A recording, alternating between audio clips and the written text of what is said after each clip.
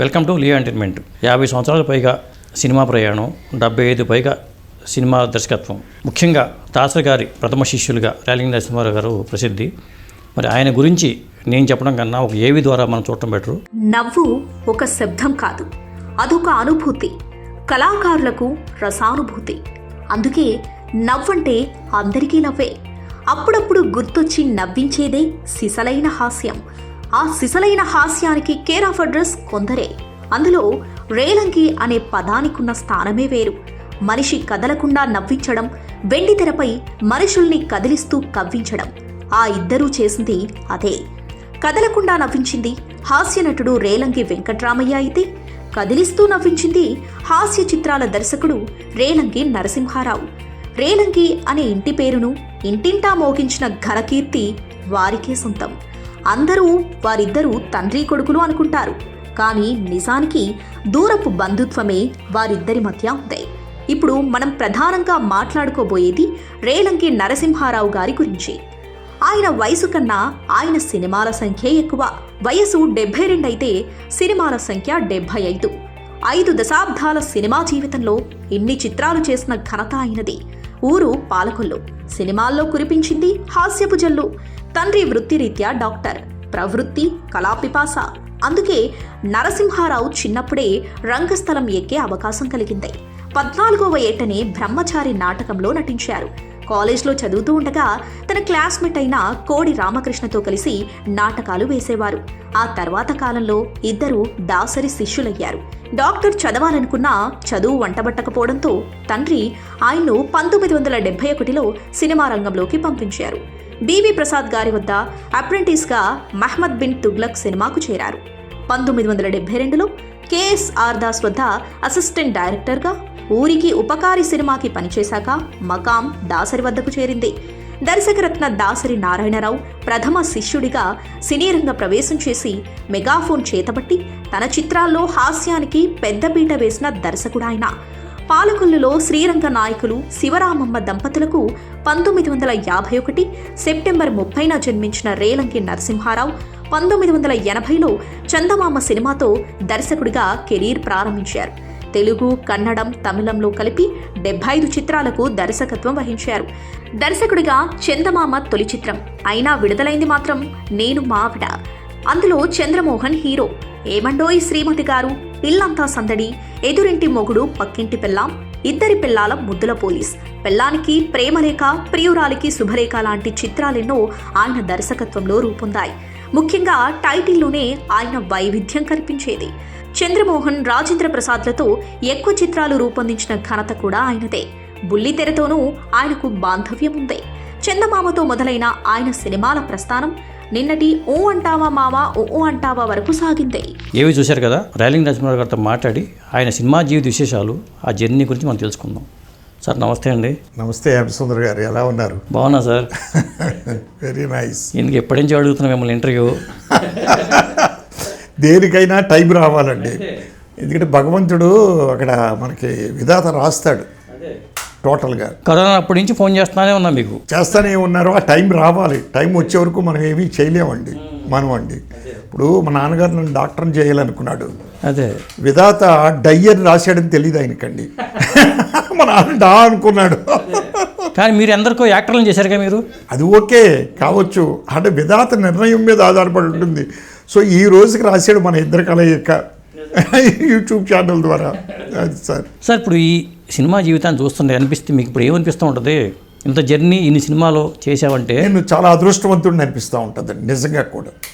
ఎందుకు అంటే ఈ credit goes to my guru, to be frank. అంటే ప్రతిదీ గురువు అనుకునే దానికంటే కూడా మీ దాంట్లో కూడా ఉంటుంది సార్. మీ ప్రవర్తన, మీ యొక్క డెడికేషను, మీ డిసిప్లిను, మీ యొక్క ఇది పంక్చువాలిటీ, వాటి మీద కూడా ఆధారపడి ఉంటుందండి. అవును. సో నాకు నాన్నగారు ముందు నుంచి ఇవన్నీ నేర్పారు. ఒక క్రమశిక్షణ, సిస్టమేటిక్గా, తర్వాత ఒక డిసిప్లిను, ఓ పంక్చువాలిటీ, ఏదన్నా అనుకుంటే సాధించే వరకు వదలకుండా ఉండడం. అదే ఇది మళ్ళీ గురువుగారి దగ్గరికి వచ్చేటప్పటికి ఇవన్నీ మళ్ళీ అదే ప్రిన్సిపల్స్ చక్కగా కంటిన్యూ అయ్యేటప్పటికి మనకి ఇన్ని సినిమాల జర్నీ జరగడం జరిగింది. అదృష్టవంతుడు నేను నిజంగా కూడా చెప్పాలంటే. సినిమా ఇండస్ట్రీలో కూడా చాలామంది అంటూ ఉంటారు ర్యాలింగ్ నరసింహారావు గారు అంటే ఎంతో ఎదిగినా కానీ ఆయన ఒదిగి ఉండే మనిషి, అందరితో కలిసిపోతూ ఉంటారు. ఇంతమంది డైరెక్టర్లను చూశాను కానీ ఆయనలాగా అసలు అంత మర్యాదస్తులు నేను ఎక్కడ చూడలేదని చెప్పి నాతో చాలామంది ఉన్నారు ఆర్టిస్టులు. థ్యాంక్ యూ అండి, థ్యాంక్ యూ. ఎందుకంటే అంటే దాసరి గారి దగ్గర అసలు జర్నీ మీరు ఎలా మొదలైంది? అంటే నేను యాక్చువల్గా ముందు నాన్నగారు డాక్టర్ని చేయాలనుకున్నారు, కుదరలేదంటే నాకు మెరిట్ మార్క్స్ రాలేదు దాంట్లో. అక్కడ మెరిట్లో కదా మార్కులు లిస్ట్లో సెలెక్ట్ చేస్తారు. నేను ఎడ్యుకేషన్ మీద ఇంట్రెస్ట్ పోయింది నాకు. నాన్నగారు ఇది గమనించి ఏంటి అబ్బాయి ఇలా అయిపోయాడు. నాన్నగారు డాక్టర్ అండి, ఆర్ఎంపీ డాక్టర్. ఆర్ఎంపీ ఎల్ఎంపీ అంటే అప్పట్లో పెద్ద డాక్టర్లు యాస్టేజ్. మా నాన్నగారికి అందులో ఈ మాస్ ఫాలోయింగు, ఈ లేబర్కి ట్రీట్మెంట్లు చేయడాలు, పేదలకి ఫ్రీ ట్రీట్మెంట్ చేయడం పెద్ద పేరు ఉండేది. డాక్టర్ని చేయాలనుకున్నారు కానీ నాకు కుదరలేదు. నేను ఎడ్యుకేషన్ మీద విరక్తి చెంది మానేశాను. ఖాళీగా తిరుగుతూ ఉంటే అప్పుడు నాన్నగారు, నేను ఫోటోగ్రఫీ అంటే నాకు ఇంట్రెస్ట్ ఉండేదండి, ఓకే, ఫోటోలు తీసేవాడిని నేను. అది చూసి ఇక్కడికి మద్రాస్కి తీసుకొచ్చారు ఆయన, సినిమా ఫీల్డ్లో జాయిన్ చేద్దామని. ఆయన డాక్టర్ అయ్యిండి సినిమా ఫీల్డ్ మీద ఇంట్రెస్ట్ ఏంటి అని మీకు డౌట్ రావచ్చు. ఎందుకంటే అంత క్రమశిక్షణగా ఉండే వ్యక్తి ఇక్కడ క్రమశిక్షణ ఉండదు, తక్కువ ఉంటుంది. కానీ మా నాన్నగారికి నాటకాల మీద మక్కువ ఎక్కువ అండి. నాటకాలు ఆడించడం, చేయించడం, తర్వాత ఏమో నాటకాలకి రిహార్సల్స్కి మా డిస్పెన్సరీ ఇవ్వడం, వాళ్ళు పోటీలు కడతానంటే డబ్బు ఇవ్వడం, ఇలాంటివి చేసేవారు నాటకాలకి. అది ఉంది ఆ కళాభిమానం నాన్నగారికి. ఆ ఇంట్రెస్ట్ మీద సినిమా ఫీల్డ్కి తీసుకొచ్చారండి. ఓకే, తీసుకొచ్చిన తర్వాత ఇక్కడ కేతా గారు అని పబ్లిసిటీ ఆర్టిస్ట్, మీకు ఐడియా ఉందో లేదో, ఎన్టీఆర్ సంస్థకే ఫేమస్ అండి ఆయన. ఆయన మా గురువు దాసనారాయణరావు గారు, అంటే అప్పటికి గురువు గారు డైరెక్టర్ అవ్వలేదు కానీ పాలకొల్లో మాకు తెలుసు కాబట్టి ఆయన, వంగ అప్పారావు గారు, కోళ్ళ సత్యం గారు, ఇట్లాంటి కొంతమంది వ్యక్తుల ప్రోద్బలం వల్ల సినిమా ఫీల్డ్లోకి వెళదామని తీసుకొచ్చారు నాన్నగారు. ఫస్ట్ కలిసింది ఎవరిని మేము, మిద్దె జగన్నాథరావు గారు. అవును, మిద్దె రామారావు గారి బంధువు ఆయన. మిద్దె రామారావు గారు బంధువు, ప్లస్ రెండోది ఎస్విఎస్ ఫిలిమ్స్. అవును, పెద్ద ఫేమస్, పెద్ద బ్యానర్ మిద్దె జగన్నాథరావు గారు. అవును, ఆయన మేనలుడు అయినటువంటి కృష్ణాజీ గారు, డాక్టర్ కృష్ణాజీ పాలకొల్లు అండి, మా నాన్నగారికి బాగా క్లోజ్ ఫ్రెండ్. ఆయన ద్వారా వచ్చాం ఇక్కడికి. ముందు తీరా వచ్చిన తర్వాత ఆయన ఏమన్నారంటే, ఇలాగా ఎందుకే సినిమా ఫీల్డ్, జగన్నాథరావు గారు కూర్చోబెట్టి చెప్పారు నాన్నగారికి, వద్దండి అబ్బాయి, నువ్వు చాలా జాగ్రత్తగా చదువుకుని నువ్వు డాక్టర్వు, నువ్వు బాగుంటుంది. ఈ సినిమా ఫీల్డ్ నిలకడలేనిది, నీలో ఎంత వర్తున్నా కూడా అదృష్టం మీద ఆధారపడి ఉంటుంది, కొంత వద్దు అని చెప్పారు. మా నాన్నగారు చెప్పేస్తారు, లేదండి మా ఓడి ఇంక ఇంట్రెస్ట్ లేదు చదువుల మీద అంటే, సర్లేండి అయితేనే నేను కెమెరా అసిస్టెంట్గా పెడతాను. ఆయన ఎవరండి, ఆయన ఎస్టీ లాల్ గారి దగ్గర పెడతాను అని చెప్పారు. ఎలాగా వచ్చాం కదా అని కేతా గారిని, గురువు గారిని, వీళ్ళందరినీ కలిస్తే వాళ్ళందరూ ఇచ్చిన సలహా ఏమిటంటే, సార్ మీ అబ్బాయికి నాటకానుభవం ఉంది స్కూల్లో, కాలేజీలో కానీ, ఎందుకు మీరు కెమెరా డిపార్ట్మెంట్లో జాయిన్ చేస్తున్నారు, డైరెక్షన్ డిపార్ట్మెంట్లో జాయిన్ చేయొచ్చు కదా. మరి డైరెక్షన్ డిపార్ట్మెంట్ ఎవరి దగ్గర అంటే కేతా గారు అన్నారు. అప్పుడు ఎందుకు, నేను మన పుండరీకాక్షయ్య గారు వాళ్ళ బంధువు సినిమా తీస్తున్నాడు, పుండరీకాక్షయ్య గారు ఆధ్వర్యంలో, పుండరీకాక్షయ్య గారు బలరాం గారు ఇద్దరు ఆధ్వర్యంలోనూ, అంచేత జగన్మోహన్ రావు గారు అని ఆయన తీస్తున్నారు, నేను పెడతాను అన్నారు. గురుగారితో మాట చెప్తే, అరే నేను కూడా మాట వేస్తాను, ఆ సినిమాకి డైలాగ్ రైటర్ నేనే. ఓకే, అప్పటికి ఇంకేం డైరెక్టర్ అవ్వాలా?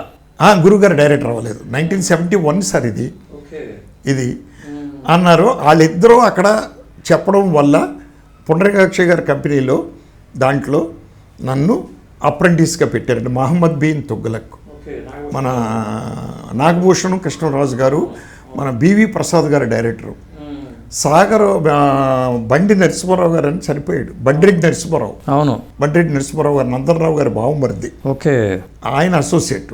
నందనరావు గారు ఉండేవాళ్ళు, ఆయన బావమరిది అండి. నందనరావు గారు అని డైరెక్టరు, ఆయన బావమరిది. బండ్రెడ్డి నరసింహారావు గారు చిత్రపూర్ కాలనీలో ఆ మధ్యకాలంలో చనిపోయాడండి, 4-5 సంవత్సరాలు అయింది చనిపోయి. ఆయన అసోసియేట్ దానికి. సాగర్ గారు ఏమో అసిస్టెంట్ డైరెక్టరు, మన వినాయకర్ గురువు గారు సాగర్ గారు. నేను అప్రెంటిస్ని. ఆ విధంగా ఆ సినిమాకి నేను అప్రెంటిస్గా జాయిన్ అయ్యి, అప్రెంటిస్ అంటే ఏముందండి, చేతులు కట్టుకుని ఎవరు ఏ పని చేస్తున్నారు, ఏంటి, ఎలా చేయాలి అని తెలుసుకోవడం నేర్చుకోవడమేనండి. అంతే తప్పించి ఏం పనులు చెప్పరు మనకి. అంటే క్లాప్ బోర్డు చేతికి వస్తే ప్రమోషన్ వచ్చినట్టు అంటగా? ప్రమోషన్ వచ్చినట్టు లెక్క, క్లాప్ బోర్డు చేతికి వస్తే. సో అది అయిపోయిందండి. అయిపోయిన తర్వాత గురువుగారు డైరెక్టర్ అవ్వలేదు అప్పటికి. ఇంకా ఆయన ఎక్కడన్నా పనిచేస్తున్నారా గురువుగారు ఎక్కడన్నా డైరెక్షన్ డిపార్ట్మెంట్లో? లేదండి, డైలాగ్లే రాస్తున్నారు. మహమ్మద్ బిన్ తుగ్లక్, స్నేహబంధం, అంతకులు, దేవాంతకులు, ఇట్లాంటి సినిమాలన్నిటికీ అంతకుముందు మేనగోళ్ళ సినిమాకి డైలాగులు రాశారు. జగత్ కంత్రిలో వాటికి రాశారు. ఇవన్నీ డైలాగులు రాస్తున్నారు. కానీ అప్పటికి డైరెక్షన్ అవకాశం ఉంది ఒకటి ప్రతాపరావుల గారి దగ్గర. ఓకే. కానీ అప్పటికి స్క్రిప్ట్ తయారు చేసుకుంటున్నాడు ఆయన వరుసగా. సరే అది పక్కన పెడితే ఆయన, నేను ఖాళీగా తిరుగుతున్నాను పాండి బజార్లో. మహమ్మద్ బిన్ తుగ్లక్ అయిపోయిన తర్వాత ఏం చేయాలి ఎవరో తెలియదు. ఆ సినిమాకి పనిచేసిన గోపాలకృష్ణ అని కాస్ట్యూమ్ అసిస్టెంట్ అండి. ఏమన్నా నరసింహారావు గారు ఏంటి ఖాళీగా తిరుగుతున్నారు, ఏ సినిమా లేదా అన్నాడు. ఏం లేదు సార్ అన్నాను. అంటే ఖాళీగా ఉన్నారని. మరి మీ గురువుగారు దాసరి గారు ఉన్నారు కదా, అని ఇంకా డైరెక్టర్ అవ్వలేదు కదా సార్ అని. అయితే రండి నాకు కూడానని ఎంఎస్ రెడ్డి గారి కంపెనీకి తీసుకెళ్ళాడు. అంజుబాబు గారు అని అసోసియేట్ డైరెక్టర్, ఆయనకి పరిచయం చేసి ఆ కంపెనీకి ఈయన పనిచేస్తున్నాడు గోపాలకృష్ణ కాస్ట్యూమ్ అసిస్టెంట్గా చేసి, ఇలాగా మీ పాలకొల్లు సార్, అది ఇది డాక్టర్ గారు అబ్బాయి, మంచి జెన్యూను, బ్రహ్మాండ పనిచేస్తాడు, మీరు కొంచెం ఎంఎస్ రెడ్డి గారితో చెప్పి కంపెనీలో మీరు జాయిన్ చేయాలంటే ఎంఎస్ రెడ్డి గారితో చెప్పి దాన్ని ఆ కంపెనీలో పెట్టారు. ఎంఎస్ రెడ్డి గారు ఖచ్చితంగా చెప్పేశాడు ఆయన, నువ్వు అప్రెంటిస్గా పనిచేసావు, ఇక్కడ వర్క్ నేర్చుకోలేదు కాబట్టి ఇక్కడ శాలరీ లేదు, ఇష్టమైతే పని చేయన్నారు. సార్ మహానుభావు చేస్తాను సార్, మీ పెద్ద కంపెనీ కదా అని ఊరికి ఉపకారి. ఓకే. హీరో, హారతి హీరోయిన్. అవును. ఆ సినిమాకి నేను అసిస్టెంట్ డైరెక్టర్గా జాయిన్ చేయి ఫస్ట్ టైం క్లాప్ బోర్డు పట్టుకున్నానండి. అక్కడ క్లాప్ బోర్డుకి ఎంత విలువ ఉంటుంది అనే విషయాన్ని అక్కడ తెలుసుకున్నాను సార్. నేను ఎంత విలువ ఉంటుందని ఒక సంఘటన ద్వారా తెలుసుకున్నాను. ఏంటది? పోరూరు అనే విలేజ్, మద్రాస్ అవుట్స్కట్స్, ఇప్పుడు మద్రాస్లో కలిసిపోయింది. అక్కడ షూటింగ్ చేస్తున్నాం. కేఎస్ఆర్ దాస్ గారు యమా స్పీడ్ అండి. ఒక టేక్ తీస్తాడు, బాగోపోతే రెండో టేక్, వెంటనే మూడో టేక్, నాలుగో టేక్, ఈ షాట్ అయిపోయినంటే నెక్స్ట్ షాట్ ఇది. అంటే క్లాప్ బోర్డు మీద అసిస్టెంట్ డైరెక్టర్ తుడుచుకుని మళ్ళీ నెంబర్ వేసుకునేంత టైం కూడా ఉండదు సార్. ఓకే. అంత స్పీడ్ అయినా కేఎస్ఆర్ దాస్ గారు. అవును. ఒక షాట్ ఓకే అనేసాడు, రెండో షాట్కి సెటప్ పెడుతున్నాడు. కప్పుకొని నేను ఏం చేశానంటే జేబులో ఉన్నటువంటి గుట్ట తీసి క్లాప్ బోర్డు మీద తుడిచి చెవిలో ఉన్న సుధముకు తీసి రాసి టేక్ ఇచ్చాడు. టేక్ ఓకే అన్నాడు ఆయన. టేక్ ఓకే అన్న తర్వాత రిపోర్ట్ రాయాలి సార్, ఎడిటింగ్ రిపోర్ట్. ఇప్పట్లో ఉన్న ఎడిటింగ్ రిపోర్ట్ ఏంటి, కెమెరా పక్కన నుంచుని అసిస్టెంట్ డైరెక్టర్ ఫుటేజ్ ప్రకారం ఈ టేక్ ఓకే అని రాసుకుంటాడు. అప్పుడు అలా కాదు సార్. ఏ షాట్ కంపెనీ పేరు రాయాలి, కంపెనీ పేరు ప్రింట్ అయ్యి ఉంటుంది, ఆల్రెడీ పిక్చర్ పేరు ప్రింట్ అయ్యి ఉంటుంది, డేట్ మనం వెయ్యాలి, డేట్ వేసి లొకేషన్ పేరు రాయాలండి, ఏ లొకేషన్లో చేస్తున్నాం మనం అనండి. తర్వాత ఇక్కడ ఫస్ట్ టేక్ ఎందుకు కట్ అయింది, సెకండ్ టేక్ ఎందుకు కట్ అయింది, థర్డ్ టేక్ ఎందుకు కట్ అయింది, ఆ రీజన్స్ అన్ని రాయాలి అక్కడ. ఓకే. ఫోర్త్ టేక్ ఓకే ఇది. తర్వాత ఫుల్ టేకులు ఉన్నాయా లేదా, 1 2 3 4. ఒకవేళ బాగోలేదని ఎన్జీ అని రాసినా కూడా రీజన్ ఫుల్ టేక్ ఉందా లేదా. అలాగే ఏ లెన్స్ వేశారు, ట్రాలీ వేస్తే లెఫ్ట్ నుంచి రైట్కి వెళ్ళిందా, రైట్ నుంచి లెఫ్ట్కి వచ్చిందా, క్రేన్ వేస్తే పైనుంచి కిందకు వచ్చిందా, కింద నుంచి పైకి వచ్చి, ఎన్ని డీటెయిల్స్ ఆ రిపోర్ట్లో రాయాలి సార్. ఓకే. టక్ టక్ అని రాయాలి. నేను ఒక్కడనే అసిస్టెంట్ డైరెక్టర్ని. ఓకే. టేక్ అయిపోయింది, ఆయన రెండో షాట్ పెట్టేస్తున్నాడు. గప్పగొప్ప అడావుల్లో క్లాప్ బోర్డు ఆ రోడ్డు మీద పడేసి నేను పుస్తకం మోకాళ్ళ మీద పెట్టుకుని మోకాళ్ళ మీద కూర్చొని రాసుకుంటా ఉంటే వచ్చాడు సార్ ఆయన దాస్ గారు. రాయ్ లే అన్నాడు. కంగారు పడుతూ సార్ తీయా బోర్డు తీసాడు. పాట లాగి దొబ్బాడు సార్. ఏంటి సార్ అన్నాను. ఏంట్రా ఇది, క్లాప్ బోర్డు అంటే ఏంట్రా, మనకు సరస్వతిరా, ప్రొడ్యూసర్కి లక్ష్మీరా, ఇది నలుగురు నడిచే రోడ్డు మీద పడేస్తావరా దాన్ని నువ్వు అని కళ్ళకద్దుకుని, ఇంకెప్పుడు అలా చేయకో.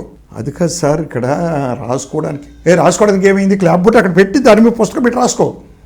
లేదు ఇదిగో పని పాఠాలు లేని ఇదిగో అన్నాడు కదా మేకప్ పోడు, పొద్దున్నే మేకప్ వేసి ఖాళీకి కూర్చున్నాడు, అదిగో చెట్టు కింద కబుర్లు చెప్తున్నాడు, ఆడిని పిలిచి ఆడికి ఇయ్యి రిపోర్ట్ రాసుకో. లేకపోతే ఇదిగో కాస్ట్యూమ్ అసిస్టెంట్ ఉన్నాడు, ఆడి పని అయిపోయింది, ఆడు ఖాళీగానే ఉన్నాడు, ఆడిని పిలిచి ఆడికి ఇయ్యి పట్టుకోమని. ఇంకెప్పుడు నా కళ్ళెదురుగుండా క్లాప్ బోర్డుని అవమానపరచొద్దు. మొదటి పాఠం అది మీకు డైరెక్షన్లో. మొదటి పాఠం అది సార్. జీవితంలో క్లాప్ బోర్డుకి ఎంత ఇంపార్టెన్స్ ఉందా అని చూస్తే, ఇప్పుడు ఆలోచిస్తే సార్, క్లాప్ బోర్డుతో పని లేకుండా చేస్తున్న మనం ఈరోజు క్లాప్ బోర్డుని పూజలు ఎందుకు పెడుతున్నాం సార్? నాకు అర్థం కాదు. అదే ఇప్పుడు క్లాప్ బోర్డు అక్కర్లేదు, పరిమితం అయిపోయింది అది. అంటే అంత గొప్పది. అక్కడ దేవుడు పాదాల దగ్గర పెట్టి ఆ క్లాప్ బోర్డు ఫైల్స్ కలిపి డైరెక్టర్కి ఇస్తున్నారు, ప్రొడ్యూసరు. అంటే అంత విలువ ఉంది క్లాప్ బోర్డుకి అనేది నాకు తర్వాత అర్థమైంది సార్. ఇప్పటికి ఉందండి క్లాప్ బోర్డుతో ఇప్పటికే చేస్తున్నారా? లేదండి, లేదుగా. క్లాప్ బోర్డుతో ఎవరు చేయట్లేదు. ఎందుకని? డిజిటల్ వచ్చేసిందిగా, నోట్ చేసుకుంటున్నారు ఫుటేజ్. ఇదివరకు ఏంటి, ఫుటేజ్ నోట్ చేసుకోవడానికి లేదుగా. మీరు ఒక మిచిల్లో కానీ ఆరిఫిలెక్స్లో కానీ ఫుటేజ్ నోట్ చేసుకోవడానికి లేదు మీరు. కాబట్టి క్లాప్ బోర్డు మీద నెంబర్ వేస్తాం, పలానా సీను 9వ scene, short number 5, take number 3 అని రాస్తాం. అదే ఈ రిపోర్ట్ని బట్టి వాడు ఏం చేస్తాడు, ఆ నెగిటివ్ని అలా చూసుకుంటూ వెళ్ళి 1, 2, 3 ఆ లెన్స్ పెట్టి చూస్తాడు క్లాప్ బోర్డ్ నెంబరు. ఓకే, ఇదొకటి పర్పస్. రెండో పర్పస్ క్లాప్ బోర్డు, క్లాప్ ఇలా కొడతాం. ఎందుకు కొడతాం అంటే అండి, సౌండ్ పిక్చరు సింక్రనైజ్ అవ్వడం కోసం. సౌండ్ వేరుగా రికార్డ్ అవుద్ది, పిక్చర్ వేరుగా ఉంటుంది. ఆ సౌండ్ ట్రాన్స్ఫర్ చేసి ఇస్తాడు. ఆ సౌండ్ నెగిటివ్ ఎలా ఉంటుంది, పిక్చర్ నెగిటివ్ ఎలా ఉంటుంది. ఎక్కడైతే మీకు వైబ్రేషన్ స్టార్ట్ అవుద్దో సౌండ్లో దాన్ని మార్క్ చేసుకుంటాడు. అలాగే పిక్చర్లో ఈ రెండు ఎక్కడైతే కలిసినాయో అది మార్క్ చేసుకుంటాడు. ఈ రెండు కలిపి జాయిన్ పెట్టి ప్యారలల్గా రన్ చేసి దాన్ని జాయింట్ వేస్తాడు. అంటే మీకు సౌండ్ అప్పుడు లిప్లో వస్తుందండి. That is the purpose of clap board. రెండోది ఇంత ఉందండి క్లాప్ బోర్డ్ యొక్క విషయం, ఇప్పుడు ఈరోజు వీళ్ళకి తెలీదు. రెండోది, ల్యాబ్లో ఎప్పుడైనా మీకు ఏ షాట్ అయినా మిస్ అయిందనుకోండి, మిస్ అయినప్పుడు కొంత మ్యాటర్కి ఒకసారి మిస్ అయిపోవచ్చు. మనం ఏ రోజు తీసాము ఆ రిపోర్ట్లు ఉంటాయి కదండి, ఏ లెన్స్ వేసి తీసాము, ఏ షాట్ తీసాము అనేది ఆ రిపోర్ట్లు తీసుకెళ్ళి ఇస్తాం వాళ్ళకండి. ఇస్తే ల్యాబ్లో అవన్నీ చెక్ చేసుకుని అవన్నీ ఎక్కడున్నాయి అవన్నీ తీస్తాడండి, తీసి మరికిస్తాడు. ఓకే, ఇన్ని పర్పస్లు ఉన్నాయండి క్లాప్ బోర్డు వల్ల. కేఎస్ఆర్ దాస్ గారి గురించి ఒకటి చెప్తారండి. కేఎస్ఆర్ దాస్ గారి గురించి, ఆయన ఎడిటింగ్ డిపార్ట్మెంట్లో పనిచేయడం వల్ల ఫిల్మ్ వేస్టేజ్ ఉండదు, ఆయన షూటింగ్ చేస్తే త్వరగా కంప్లీట్ అవుద్ది అంటారు. 100% రైట్ అండి. ఎలాగంటే ఆయన, మనం కొంత వేస్టేజ్ తీసి ఎడిటింగ్ టేబుల్ మీద డిసైడ్ చేస్తాం. మనం చూస్తూ ఇది అనవసరం, ల్యాగ్ వస్తుంది, బాగాలేదు, బోరు కొడుతుంది, ఇలా చేస్తున్నారు. ఆయన సీన్ రికార్డర్ చదువుకున్నప్పుడే అర్థమైపోద్ది, ఆయనకి ఎడిటర్ కదా, అర్థమైపోద్ది. సీన్ కూడా ఎన్ని పేపర్లు ఎన్ని పేజీలు ఉన్నాయో చదువుకుంటాడు. ఇది అనవసరం అని అక్కడే ఎడిట్ చేసేసుకుంటాడు. ఓకే, ఆయన సేమ్ థింగ్ ఆదుత్ సుబ్బారావు గారట. ఆదుత్ సుబ్బారావు గారు నాకు తెలియదు, పరిచయం లేదు, చూశాను, పరిచయం లేదు ఆయన్ని. కానీ ఆయన కూడా ఎడిటరే, ఆదుత్ సుబ్బారావు గారు. కేఎస్ఆర్ దాస్ గారు same, okay, editor come director. కాబట్టి వేస్టేజ్ ఉండదండి వాళ్ళ దగ్గర. ఈ వేస్టేజ్ లేకపోవడం వల్ల మీకు కలిసి వచ్చేది ఏంటి, వేస్టేజ్ లేకపోవడం డబ్బు కలిసి వస్తుంది, టైం కలిసి వస్తుంది. ఆర్టిస్ట్ కాల్ షీట్లు మీకండి, షూట్ చేసి మళ్ళీ తీసేసి మళ్ళీ ఈ షూటింగ్ చేయడం వల్ల రోజులు పెరిగి అవర్స్ పెరిగి ఇవన్నీ వేస్ట్ మనకండి. ఇప్పుడు ఏమవుతుంది, అసలు స్క్రిప్టే లేకుండా స్టార్ట్ చేస్తున్నాం. చాలా మంది డైరెక్టర్లకి ఎడిటింగ్ డిపార్ట్మెంట్లో పనిచేయాల్సిన అవసరం ఉందండి. రాజమౌళి గారు చేశారంటారు ఎట్లాగే. అంటే డైరెక్టర్ అనేవాడు, కాబోయే డైరెక్టరు ఎడిటింగ్ డిపార్ట్మెంట్లో పనిచేయక్కర్లేదు, కానీ తను పనిచేసేటప్పుడు ఎడిటింగ్ అసిస్టెంట్ డైరెక్టర్గా అసోసియేట్ డైరెక్టర్గా ఎడిటింగ్ రూమ్లో అటెండ్ అయినప్పుడు మాత్రం క్షుణ్ణంగా అబ్జర్వ్ చేయవలసిన అవసరం ఉందండి. ఓకే, క్షుణ్ణంగా అబ్జర్వ్ చేయాలి. డైరెక్టర్ ఎందుకు ఇలా మార్క్ చేస్తున్నాడు, ఏం చేస్తున్నాడు, ఎందుకు చేస్తున్నాడు. పని చేస్తేనేమో ఇంకా బ్రహ్మాండం, సూపర్. మీకు పని చేయకపోతే మాత్రం మీరు క్షుణ్ణంగా తెలుసుకోవాల్సిన అవసరం ఉంది మనకండి. తెలుసుకుంటే సులువుగా ఉంటుందండి, ఈజీగా. అదే, ఎందుకంటే కంటిన్యూటీస్ అన్నీ బాగా తెలుస్తాయండి ఎడిటింగ్ డిపార్ట్మెంట్లో పనిచేయడం వల్ల. ఇప్పుడు షార్ట్ కట్ చేస్తున్నానండి నేను, ఒక చోట కట్ చేసేందుకు అరే ఇలా ఉందండి, మళ్ళీ నెక్స్ట్ షాట్ కటింగ్ నేను అక్కడే చెయ్యాలి, దానికి మ్యాచ్ అవ్వాలి. ఓకే, 1 or 2 ఫ్రేమ్స్ అటు ఇటుగా. లేదు ఎలా ఉన్నది ఇలా పెట్టామనుకోండి, ధన్మని మీకు జర్క్ అనిపిస్తుంది. ఓకే, అందుకనే ఏం చేస్తామంటే అండి, ఒక షాట్కి క్యూ అని తీసుకుంటాం. క్యూ అంటే అర్థం ఏంటంటే ఇప్పుడు మనకు కావాల్సిన డైలాగ్ ఇక్కడి నుంచి కావాలి కాదు, ఒక 4-5 డైలాగులు అవతలు తీసుకుంటాం. నెక్స్ట్ కింద కూడా కటింగ్, షార్ట్ అయిపోయిన తర్వాత వెంటనే కట్ చేయం, ఓ 4-5 డైలాగులు అయిన తర్వాత కట్ చేస్తాం. ఎందుకు? ఈ కంటిన్యూటీ మ్యాచ్ చేయడం కోసం. షార్ప్గా అక్కడి నుంచి ఇక్కడికే తీసామనుకోండి, కంటిన్యూటీ మ్యాచ్ అవ్వలేదు అనుకోండి, ఐజర్క్ వస్తుంది ఫిలిం. ఈ టెక్నాలజీ తెలుసుకోవాలండి ప్రతి డైరెక్టరు. అది క్యూ తీసే పర్పస్, అది క్యూ అంటాం దాన్ని. ఇప్పటికీ ఉందండి అది? ఇప్పటికే ఉంది అది. ఓకే, ఇప్పటికే ఉంది. ఆ క్యూ సిస్టమ్ అనేది మారలేదండి, ఇప్పటికే ఉంది. మీరు డిజిటల్ అయినా మీరు అంతేనండి, కొద్దిగా 4 లైన్లు డైలాగ్ ఎక్స్ట్రా తీసుకోవాలి ముందు, తీసుకుంటే కంటిన్యూటీ మ్యాచ్ అవుద్ది మీకండి. పెర్ఫెక్ట్గా అంత కంటిన్యూటీ ఎక్కడ వస్తుందండి మీకు? కష్టం. అప్పుడు ఎడిటింగ్ చూసారు మీరు, ఇప్పుడు ఎడిటింగ్ చూసారు? చూసాను. ఎందుకంటే ఇప్పుడు కూడా సినిమాలు చేశారు కాబట్టి. అప్పటికి ఇప్పుడు తేడా ఏంటి? అప్పుడు మాన్యువల్గా కట్ చేసేవాడు కదా? మాన్యువల్గా కట్ చేసేవారు, స్ట్రెయిన్ ఎక్కువ ఉండేదండి. ఇప్పుడు మీకు డిజిటల్. అదే మీకండి డిజిటల్లో ఈజీ, మీకు కటింగ్ మార్కింగ్ ఈజీ. తీసాతలు పరిశ్యం, సపోజ్ ఈ షాట్ వద్దు అనుకుని మళ్ళీ కట్ చేసి తీసి పరేసిన తర్వాత మీకు డిజిటల్లో మళ్ళీ అక్కడే ఉంటుంది అది. అదే ఉంటుంది, అది తీసుకొచ్చి జాయిన్ చేసుకోవచ్చు. ఓకే, ఇక్కడ తీసేసి పక్కన పడేసాం అనుకోండి, డస్ట్బిన్లో వేసాం, నెక్స్ట్ డే మళ్ళీ కావాలంటే మీకు దాన్ని ప్రింట్ చేసుకోవాలి, మళ్ళీ ప్రింట్ చేయాలి. ప్రింట్ చేయాలి, కొంత ప్రింట్ చేయాలి, ఇబ్బంది. అలాగే మీకు ఇప్పుడు ఈ షాట్ ఇక్కడ ఒక సీను ఇక్కడ వేసాం, ఈ సీన్ అక్కడ రిపీట్ చేయాలి ఎక్కడో వేరే చోట చేయాలి అనుకున్నప్పుడు డిజిటల్లో ఈజీ, దీన్ని యాస్టీజ్ మళ్ళీ అక్కడ పేస్ట్ చేస్తాం. బట్ వేరే నెగిటివ్లో అలా కుదరదు.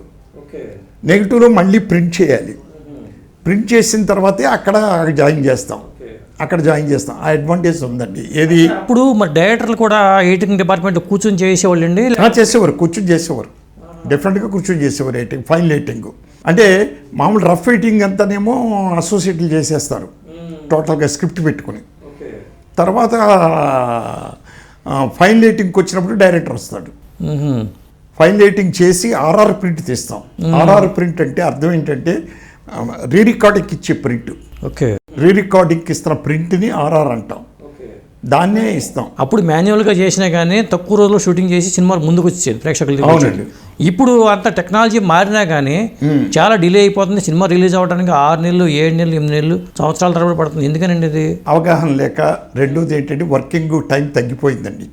వర్కింగ్ టైం అంటే ఇది వరకు మేము 7 o'clock షార్ట్ అంటే 7 o'clock తీయాలండి, 9 o'clock షార్ట్ అంటే 9కి సెట్కి వెళ్ళిన తర్వాత ఒక హాఫ్ అన్ అవర్ అటు ఇటుగా 7 o'clock అంటే 7:30 ఓకే షార్ట్ తీయాలి. 6 ఒకటి తర్వాత కూడా షూటింగ్లు చేసాం, 9 దాకా చేసాం, 10 దాకా చేసాం, అవసరం అయితే 2 గంటల దాకా చేసేవాళ్ళం. ఇప్పుడు అలా లేదే, ఫస్ట్ షార్ట్ తీసేటప్పటికి 11 అయిపోతుంది మీకు సెట్లో. మళ్ళీ ఈవినింగ్ 6 o'clock ప్యాకప్ చేసేస్తున్నాం. మరి దీనివల్ల ఎక్కడ వస్తుంది టర్న్ ఓవర్ అండి? రాదు. దాంట్లో ఎంత టైంలో కూడా మళ్ళీ ఇంకోటి ఏంటి, సెట్లో డిస్కషన్. అదే సెట్లో డిస్కషన్లు సీన్ల మీద. మీరు ఎందుకు సీన్ ముందు పక్కాగా రెడీ చేసుకుంటలేదు? అప్పుడు పక్కాగా స్క్రిప్ట్ వెళ్ళిపోయాడు. అయ్యో, పక్కాగా స్క్రిప్ట్ బ్రహ్మాండంగా ఉండేది, ఏదన్నా చిన్న చేంజెస్ అక్కడ చేసుకునేవాళ్ళం, అంతే తప్పించంటే మొత్తం అక్కడ రాసుకోవడం అక్కడ కుదిరేది కాదు. అయితే అక్కడ రాసుకున్న వాళ్ళు కూడా కొంతమంది ఉన్నారు ఆ టైంలో కొంతమంది. బట్ అందరూ పక్కాగా డైలాగ్ వెర్షన్తో పాటు రెడీ చేసుకుని వెళ్ళేవాళ్ళం సెట్కి. నా పద్ధతి ఏంటంటే స్క్రిప్ట్ మొత్తం ఇంక్లూడింగ్ డైలాగ్ వెర్షన్ రెడీ అయ్యి స్టాప్ క్లాక్ పెట్టుకుని టైమింగ్ చూసుకుంటాను సార్ నేను. ఇప్పుడు మనకు అవుట్పుట్ 2 గంటల 15 నిమిషాలు కావాలి, లేదా 2 గంటల 10 నిమిషాలు కావాలి, కానీ నేను తీసేది 2 గంటల 45 నిమిషాల దాకా తీస్తాను. 10 to 3 గంటల దాకా తీస్తాను. ఎందుకు తీస్తాను? ఒక్కొక్కసారి సీను డిస్కస్ చేసినప్పుడు అత్యద్భుతంగా ఉంటుందండి, పేపర్ మీదకి వచ్చినప్పుడు బాగుండకపోవచ్చు, డిస్కషన్లో యావరేజ్గా ఉన్న సీను అత్యద్భుతంగా రావచ్చు స్క్రిప్ట్లో. స్క్రిప్ట్కి మళ్ళీ స్క్రిప్ట్ నుంచి మళ్ళీ మీరు సెట్కి వెళ్ళినప్పుడు ఆర్టిస్ట్ పెర్ఫార్మెన్స్ తోటి ఒక్కో సీను డల్ అవ్వచ్చు, ఒక్కో సీను బ్రహ్మాండంగా ఉండొచ్చు. ఓకే, దానివల్ల మనం ఏం చేస్తామంటే ఒక హాఫ్ అన్ అవర్ అటు ఇటుకి ఎక్కువ తీస్తాం. ఎందుకు తీస్తాం? రేపొద్దున ఏదన్నా ఇక్కడ ఇలాగా బాగాలేదురా ఈ సీను, ఇక్కడ ఏమో డిస్కషన్లో బ్రహ్మాండమైన సీన్ అనుకున్నాం కదా, ఇక్కడ రాలేదు అని అవి తీసేస్తాం. అలా తీయడానికి ఒక హాఫ్ అన్ అవర్ పక్కన పెట్టేస్తామండి. నా స్కూల్ అండి. ఇప్పుడు దాసరి గారి దగ్గరికి తర్వాత వెళ్ళారు మీరు? ఇక మహమ్మద్ బిన్ తుగ్లక్ అయిపోయిన తర్వాత ఊరుకుపకారి అయిన తర్వాత ఆయన తాత మనం డైరెక్ట్ చేశాడు. డైరెక్ట్గా డైరెక్టర్ అయిపోయాడు ఆయన, అసిస్టెంట్ డైరెక్టర్ అక్కడ పనిచేయాల. దాసరి గారు? లేదండి, అసోసియేట్గా పనిచేశాడు. ఎందుకు పనిచేయలేదు? పనిచేశారండి. ఎవరి దగ్గర చేశారు ఆయన? ఆయన నందనరావు గారి దగ్గర, నందనరావు గారు గురువు అని చెప్తాడు కదండి, నందనరావు గారి దగ్గర పనిచేశాడు. లక్ష్మీదీపక్ గారి దగ్గర పనిచేశాడు. ఆయన అసోసియేట్గా పనిచేశాడు. పనిచేస్తూనే డైరెక్ట్ రైటర్ గాను మళ్ళీ ఇవన్నీ చేస్తూ డైరెక్టర్ అయ్యారు. అయిన తర్వాత తాతా మనోహర్ డైరెక్ట్ చేస్తూ ఉన్నప్పుడు నేను వెళ్ళాను. గురుగారు మీరు సినిమా డైరెక్ట్ చేస్తున్నారు కదా, నేను మీ దగ్గరికి వచ్చేస్తాను అని. ఆ సినిమా ఏ పిక్చర్ పని చేస్తున్నాం ఇప్పుడు? ఊరికి ఒక కాడ అయిపోయిందా? అవ్వలేదు సార్, తప్పు, పొరపాటు చేయొద్దు. ఒక సినిమా పూర్తి అవ్వకుండా ఇంకో సినిమాకి జంప్ అవ్వద్దు, అది గుర్తుపెట్టుకో జీవితంలో ఎప్పుడు కూడా. నువ్వు డైరెక్టర్ అయినా సరే ఈ సినిమా పూర్తి అయిన తర్వాత రెండో సినిమాకి వెళ్ళు, లేకపోతే వెళ్ళడానికి వెళ్ళలేదు నువ్వు అలాగేలాగా అని క్లాస్ పీకాడు ఆయన. రెండో క్లాస్ ఇది, క్లాస్ పీకితే రెండో క్లాస్ ఇయ్యను. సరే సరే అయితేనే అన్నాను. రెండో సినిమా సంసారం సాగరానికి వెళ్ళి జాయిన్ అయ్యాను. ఓకే, తాత మనోహర్ మీరు చేయలేదు? నేను చేయలేదు. తాత మనోహర్ నేను చేయలేదు. తాత మనోహర్ దాసరి గారి దగ్గర ఫస్ట్ చేరిన డైరెక్షన్ డిపార్ట్మెంట్ చేరిన వాళ్ళు ఎవరెవరు ఉన్నారు? ఎవరు లేరండి ఇప్పుడు. ఎవరు లేరు అప్పటికి? ఎవరు లేరు ఇప్పుడు. ఆ ముగ్గురు కూడా లేరు. అంటే ఫస్ట్ మీరే శిష్యుడు దాసరి గారికి? అవునండి, ఫస్ట్. అంతేనండి. అంటే రకరకాల పేర్లు బయటకు వస్తూ ఉంటాయి దాసరి గారి శిష్యుల్లో, ప్రథములుగా మీరే అయితే? అవునండి. మీ తర్వాత ఎవరైనా? అవునండి. అది కోటి రామకృష్ణ గారు కానీ లేకపోతే? కోటి రామకృష్ణ తర్వాత వచ్చాడండి. రాధమ్మ పెళ్లికి నేను అసిస్టెంట్ డైరెక్టర్ అండి. ఆ సినిమాలో వేషం వేయడానికి వచ్చాడు. కానీ కోటి రామకృష్ణ నేను క్లాస్మేట్స్, బెంచ్ మేట్స్, రూమ్మేట్స్. అది పాలకొల్లో. అయ్యో పెద్ద కనెక్షన్ మా ఇద్దరిదే. అది పక్కన పెడితే రాధంపల్లి వేషం వేయడానికి వచ్చాడు. వేషం వేయడానికి వచ్చి అక్కడి నుంచి అతను సినిమా రంగంలోకి దిగిపోయాడు. అది సార్. అప్పట్లో ఎంతమంది ఉండేవాడు దాసరి గారి దగ్గర శిష్యులు?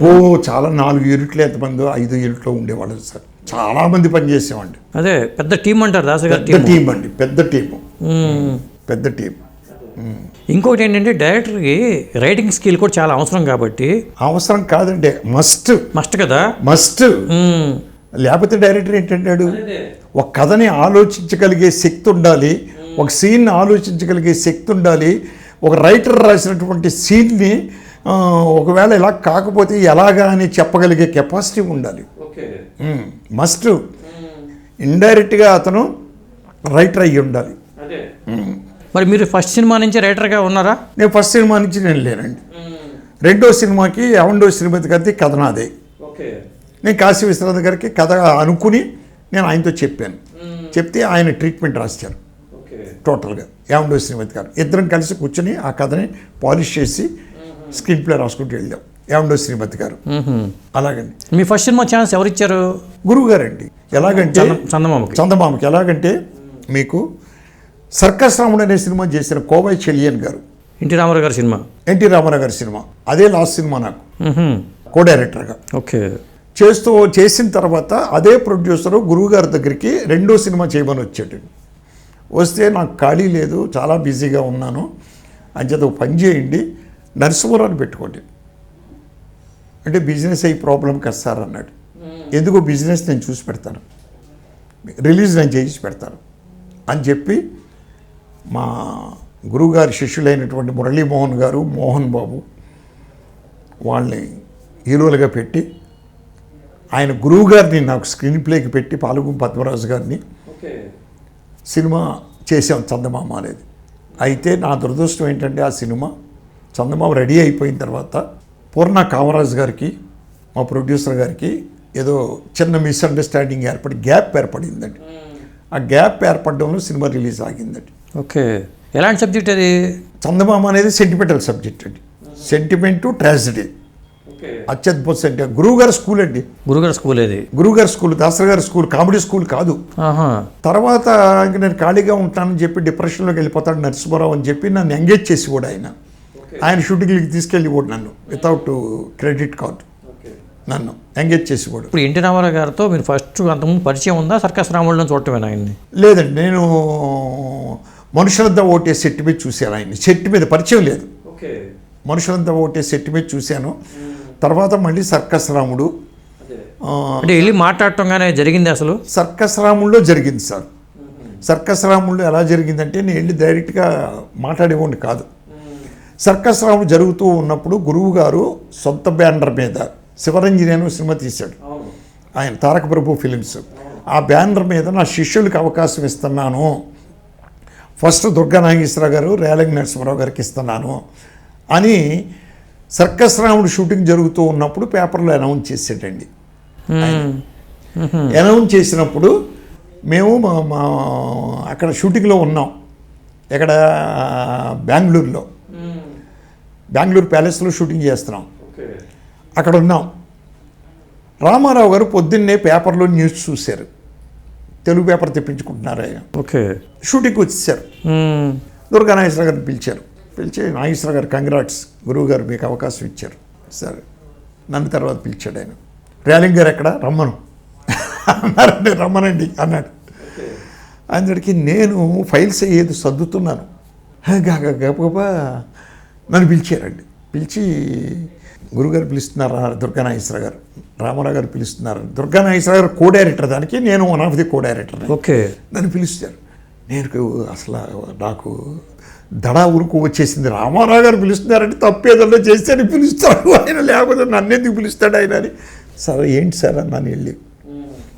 కంగ్రాట్స్, గురువుకి శిష్యుడు, శిష్యుడికి గురువు పంగనామాలు పెట్టే ఈ రోజుల్లో మీకు మీ గురువు గొప్ప అవకాశం ఇచ్చాడు మీకు ఆ మాట అన్నాడు సార్ ఆయన.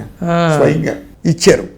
కాబట్టి మీరు ఆయన పేరు నిలబెట్టాలి, జీవితాంతం ఆయన గుర్తుపెట్టుకోవాలి. మీ సినిమాకి వచ్చిన క్లాప్ కొడతాను అన్నాడు. ఓకే. ఆ విధంగా ఆయన ఫస్ట్ చందమామ సినిమాకి రాలేకపోయినా నేను మావిడ అనే సినిమాకి వచ్చి క్లాప్ కొట్టారు, కొబ్బరికాయ కొట్టి వెళ్ళారు రికార్డింగ్ థియేటర్లో ఆయన. చందమామలో హీరోయిన్ ఎవరండి? హీరోయిన్ సరిత, పటాపట్ జయలక్ష్మి, ఇద్దరు హీరోయిన్స్. మరి ఇక్కడ నేను మావిడికి వచ్చేసరికి ప్రభాకర్ని పెట్టారు. కంపెనీ అంటే ఇప్పుడు అక్కడికి వెళ్ళిన తర్వాత ఆ సినిమా ఆగిన తర్వాత గురువు గారు నన్ను ఎంటర్టైన్ చేస్తూ ఉన్న టైంలో ఎన్టీ రామారావు గారు ఒక రోజు గురువు గారితో, సార్ ఇట్లా మా బావమరిది ఉన్నాడు, రామ్మోహన్ రావు, రాంబాబు అంటారు, రంగరాజపురం, ఆయన సినిమాలు తీస్తున్నాడు, కట్టా సుబ్బారావు గారితో చాలా సినిమాలు తీశారు, మీ డైరెక్షన్లో ఒక సినిమా చేయాలనుకుంటున్నాడు ఆయన. అంటే నాకు మీకు తెలిసి పొజిషన్ ఏముంది సార్, ఇలా బుక్ అయ్యి ఉన్నాను వరుసగాను, కావాలంటే మా శిష్యుడు నరసింహరావుతో పని చేయిస్తాను. ఓకే నరసింహరావు బ్రహ్మాండం అని రాంబాబుతో వెళ్ళి చెప్పాడు ఈయన. రాంబాబు గారు వచ్చి నన్ను ఎంటర్టైన్ చేసి ఎంగేజ్ చేసి తీసుకెళ్ళి ఆఫీస్లోకి వెళ్ళిన కథా డిస్కషన్లో కూర్చున్నప్పుడు ఆయన నాకు పోస్ట్లో కథ వచ్చింది చూడండి సార్ అని చెప్పి రాంబాబు గారు ఇచ్చారు. చూస్తే చాలా బాగుంది కథ, కానీ 2 పేజీల కథ. అది సినిమా ఎక్కడ తీస్తాం, 12 ఏళ్ళు సినిమా తీయాలి, అవును ఎక్కడ తీయగలుగుతాం, కానీ కథ పాయింట్ బాగుంది. ఎవరు రాశారు ఇది? పార్థసారథి అని. శంకరమంచి పార్థసారథి కాదండి, ఈ శంకరమంచి కాదు, పార్థసారథి ఆయన ఒక లెక్చరర్. ఆయన రాశారు, పోస్టులు పంపించారు వీరికి. పంపిస్తే నేను గురుగారితో చెప్పాను, సార్ నేను ఒక కథ ఇచ్చాడు ఆయన, బాగుంది యాస్టీజు, కాకపోతే 2 పేజీలు 12 ఏళ్ళు కథ సినిమా చెయ్యాలి అన్నాను. ఏంటయ్యా పాయింట్ అన్నాడు. ఇది అని చెప్పాను. పాయింట్ బాగుందయ్యా, నీకు రేపటికి చెప్తాను దీన్ని సినిమాగా తీయగలవా లేదా. Okay done sir. Next day పిలిచి తీద్దామయ్యా. సినిమాల్లో 2 రకాలు ఉంటాయ్యా, కథాపరమైనటువంటి సినిమాలు ఒకటి, ట్రీట్మెంటల్ సినిమాలు అని ఒకటి ఉంటాయి. ట్రీట్మెంటల్ సినిమా అంటే పాయింట్ చిన్నది ఉంటుంది, సీన్ బై సీన్ పేర్చుకుంటూ ఆడియన్స్ని గ్రిప్లో పెట్టుకుంటూ ఉండాలి. ఏ సీన్కి ఆ సీన్ ఇంట్రెస్టింగ్ పెంచాలి వాడిని, ఓకే బోరు కొట్టకుండా. ఆ పాయింట్ ఆఖరం చెప్తాం ఏంటి అనేది, అదే ట్రీట్మెంటల్ పిక్చర్స్ అంటాం. ఇది ట్రీట్మెంటల్ పిక్చర్ కింద లెక్కలోకి వస్తుంది. మీరు పని చేయండి, రాంబాబు గారికి రైటర్ ఎవరు అని అంటే కాశీ విశ్వనాథ్ గారు. ఓకే కాశీ విశ్వనాథ్ని తీసుకుని నువ్వు బెంగళూరు రా, మన ప్రేమ మందిరం అనే షూటింగ్ జరుగుతుంది సార్. నాగేశ్వర గారిది ప్రేమ మందిరం. నాగేశ్వర గారి రామానాయుడు గారు హీరో, రామానాయుడు గారు పిక్చర్ ప్రేమ మందిరం. నాగేశ్వర గారి హీరో కాదు, మన బాగోళ్ళ మీద ఎవరి మీద సబ్జెక్ట్ తీశాడు కదా సార్ ఈయన, ప్రేమ మందిరం అని. నాగేశ్వర గారు అనుకుంటున్నా, ప్రేమ నగరం ప్రేమ మందిరం కూడా ఆయన అనుకుంటున్నాను. ప్రేమ మందిరం పెద్దగా ఆడలేదు. ఆ సినిమా షూటింగ్ జరుగుతుంది, అక్కడికి వచ్చేయండి అన్నాడు. మేము అక్కడికి వెళ్ళిపోయాం. ఆయన రూమ్ పక్కనే రూమ్ వేయించాడు మాకు. రోజు షూటింగ్ నుంచి వచ్చిన తర్వాత డిస్కషను, మళ్ళీ పొద్దున్నే షూటింగ్కి వెళ్ళే ముందు ఒక అరగంట డిస్కషను, పగలంతా ఆయన చెప్పిన పాయింట్లన్నీ మేము డిస్కస్ చేసి మొత్తమే స్క్రిప్ట్ రాసామండి, తయారు చేసాం. అద్భుతంగా వచ్చిందండి. అప్పుడు ఈ హీరో ఎవరో హీరోయిన్ ఎవరో ఏంటి అలాగా అనుకుంటే రాంబాబు గారు అన్నారు, నాకు పర్మనెంట్ మా చంద్రమోహన్ గారు అన్నారండి, అయితే పర్ఫెక్ట్గా సరిపోద్ది ఈ సబ్జెక్ట్కి చంద్రమోహన్ గారు అని చంద్రమోహన్ గారిని పెట్టాం. హీరోయిన్ ఎవరంటే ప్రభను వేద్దామండి అని ప్రభను కన్సల్ట్ చేశారు. ఓకే. ఎంత ప్రొడ్యూసర్ గారు చెప్పిన మాటలు. డైరెక్టర్ ఇష్టం ఉండాలి కదా. నాకు ఇష్టం ఉంది, మనకి ఇష్టం. నాకు ఒకటే సార్, ఎవరితోటి కాంట్రవర్సీ ఉండదు సార్, ఎవరో అయిష్టం అనేది ఉండదండి. నేను అంచేది ఇమీడియట్లీ ఓకే అన్నాను. ఆ విధంగా ఈయన నిర్మలమ్మ, హేమ సుందర్ గారు, కాకరాలు గారు, ఇలాగ గిరిబాబు, కే విజయ అని ఒక ఆర్టిస్ట్ ఉండేది, కే విజయ్ గారు, వీళ్ళని వేసుకుని సినిమా తీసాం. నేను మా ఆవిడ. ఆ టైటిల్ పెట్టేది కూడా గురువు గారే. టైటిల్ దాసరి గారిదే. దాసరి గారు ఎలా పెట్టారు, ఎలాగంటే సిట్టింగ్ అండి, మ్యూజిక్ డైరెక్టర్ సచిన్ గారు పాట రాయాలి, టైటిల్ సాంగ్ రాయాలి. ఆ టైటిల్ సాంగ్ కాదు, అప్పటికి టైటిల్ లేదు, సాంగ్ రాయాలి పలానా సిచ్యువేషన్. ఓకే. గురువు గారు మీరు చాలా పాటలు మీరు రాశారు కదా, నాకు పాట రాసి పెట్టండి అని అడిగాను. అలాగేనయ్యా అన్నాడు. వచ్చాడు, రాశాడు. పాలు మేగడ పెరుగు ఆవడ ఒకటికి ఒకటై రెండు తోడై కలిసిన జోడ నేను మా ఆవిడ అన్నాడు. నేను మా ఆవిడ అండర్లైన్ చేసి ఇది పిక్చర్ టైటిల్ పెట్టవయ్యా అన్నాడు. బాగుంది భలే. అసలు అప్పటికప్పుడు ఆయన స్పాంటేనిటీ చూడండి. అదే 100 రోజుల సినిమా అండి, అసలు సూపర్. మరి కామెడీ వైపు ఎట్లా ఈ సినిమాతోనే టర్న్ అయిపోయారు మీరు? కామెడీకి ఈ సినిమాతోటి టర్నింగ్. నాకు కామెడీ పెద్దగా అలవాట్లేదు. చిన్నగానే కాలేజీ డ్రామాల్లో కామెడీ చేసి అన్నది వేరే విషయం, పెద్దగా అలవాట్లేదు. కానీ నాకు కాశీ విశ్వనాథ్ అనే రైటర్ ఉన్నాడే, అవును, కామెడీ రైటర్, అత్యద్భుతమైన రైటరు. ఆయన బాగా రాసాడు స్క్రిప్ట్ అండి, నాకు సూపర్గా రాయడంతో. నాకు అప్పట్లో బిగినింగ్లో నేను కామెడీ డైరెక్టర్గా ముద్రపడడానికి కారకులు నాకు కాశీ విశ్వనాథ్ గారు, రైటర్స్. కాశీ విశ్వనాథ్ గారు, పోసల గారు, దివాకర్ బాబు, శంకర మంచి పార్థసారథి, ఇలాంటి రైటర్స్. బౌండిపట్టి రాధాకృష్ణమూర్తి గారు, డివి నరసరాజు గారు, నేను పనిచేసిన వీళ్ళందరితో. అయితే సెట్కి వెళ్ళిన తర్వాత హావభావాలు ఎలా ఉండాలి అనేది నేను నేర్చుకుంది చంద్రమోహన్ గారి దగ్గర. అట్లాగా చంద్రమోహన్ నా కామెడీలో గురువు అని చెప్తాను నేను, అభినయంలో. అట్లాగా చంద్రమోహన్ గారు, ఎందుకంటే నాకు కామెడీని ఎలా పలికించాలి, ఎలా మాడ్యులేట్ చేయాలి, వీళ్ళు రాశారు ఓకే రైటర్స్, దాన్ని ఎలా మాడ్యులేట్ చేయించాలి, బాడీ లాంగ్వేజ్ ఎలా ఉండాలి.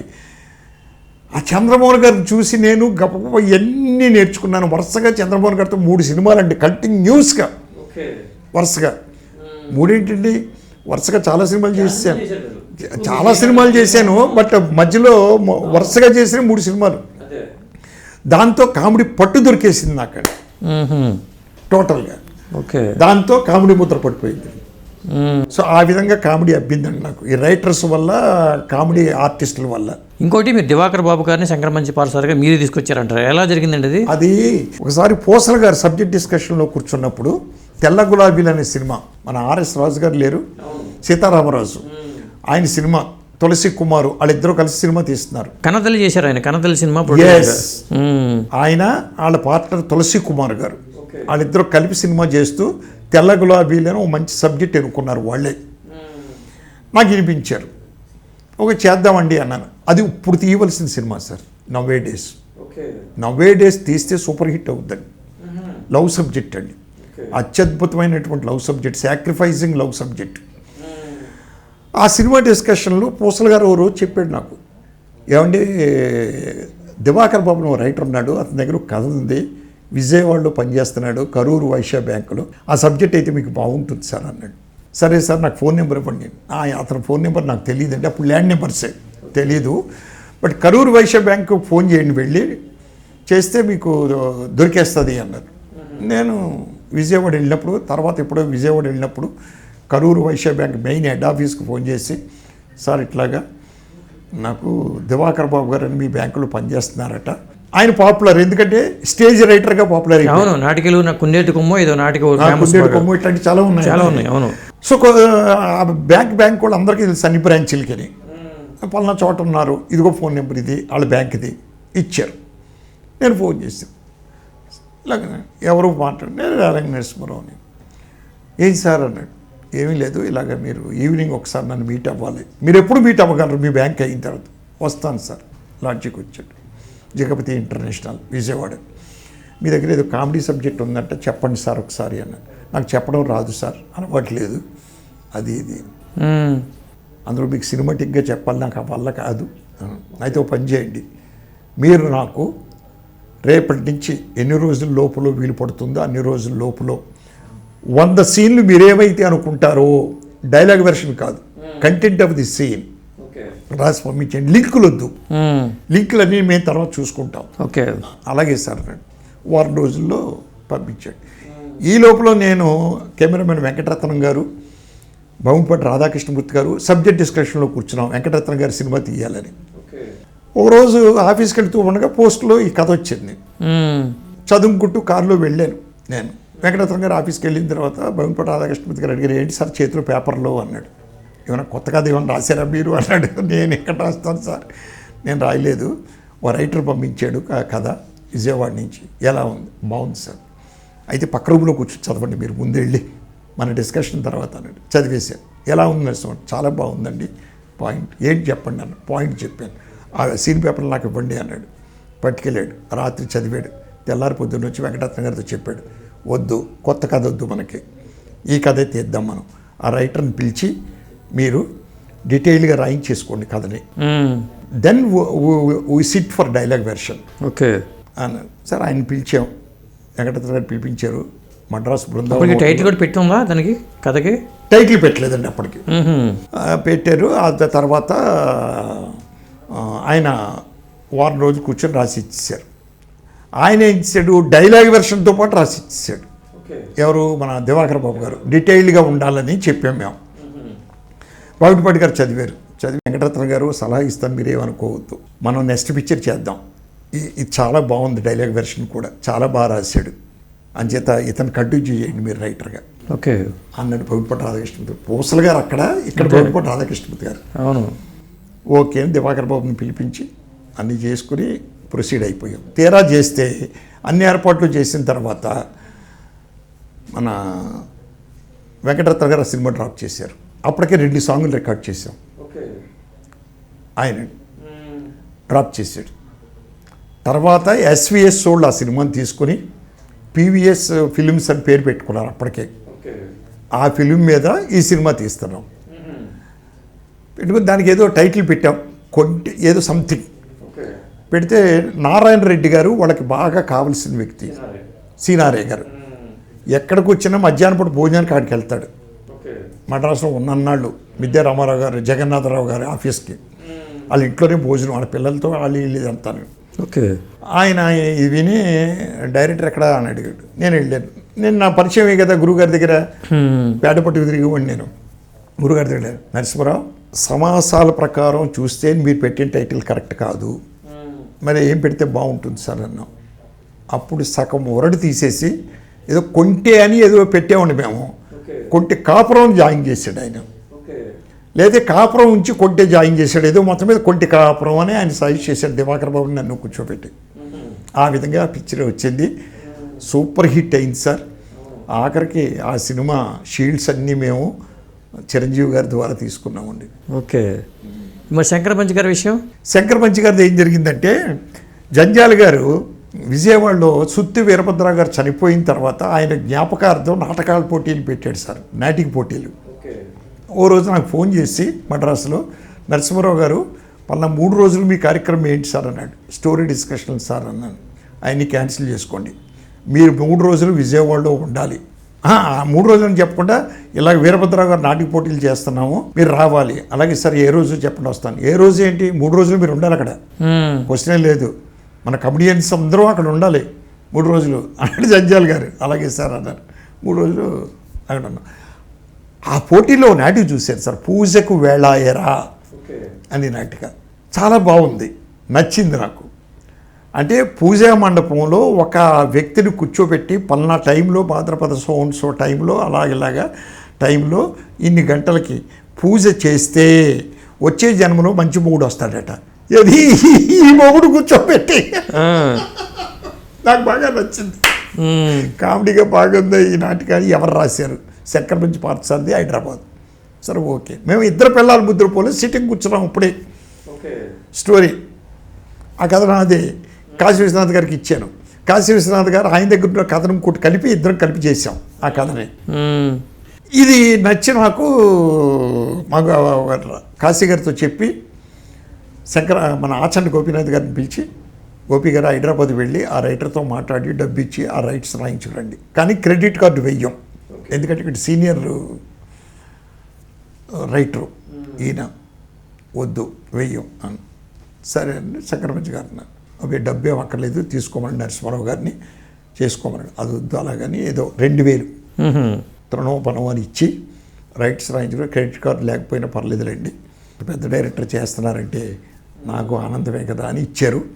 దాన్ని కాశీ గారికి ఇస్తే కాశీ గారు ఏం చేశారంటే దాన్ని ఒకే చోట స్టాగ్నెట్గా పూజా గది అని మన అయిపోతే స్టాగ్నెట్ అయిపోతుంది సార్, సీన్స్ అన్నీ కూడాను బాగోదు, బోర్ కొడుతుంది అని ఆ పాయింట్ని తీసుకుని దాన్ని సీన్ వాయిగా పాద పూజ అని పెట్టాడు ఆయన మల్లికార్జునరావుకి శ్రీలక్ష్మికి. ఓకే, మొగుడు ఎక్కడుంటే అక్కడ పళ్ళుం చెంబు పట్టుకుని కాళ్ళు కడిగేస్తూ ఉంటుంది.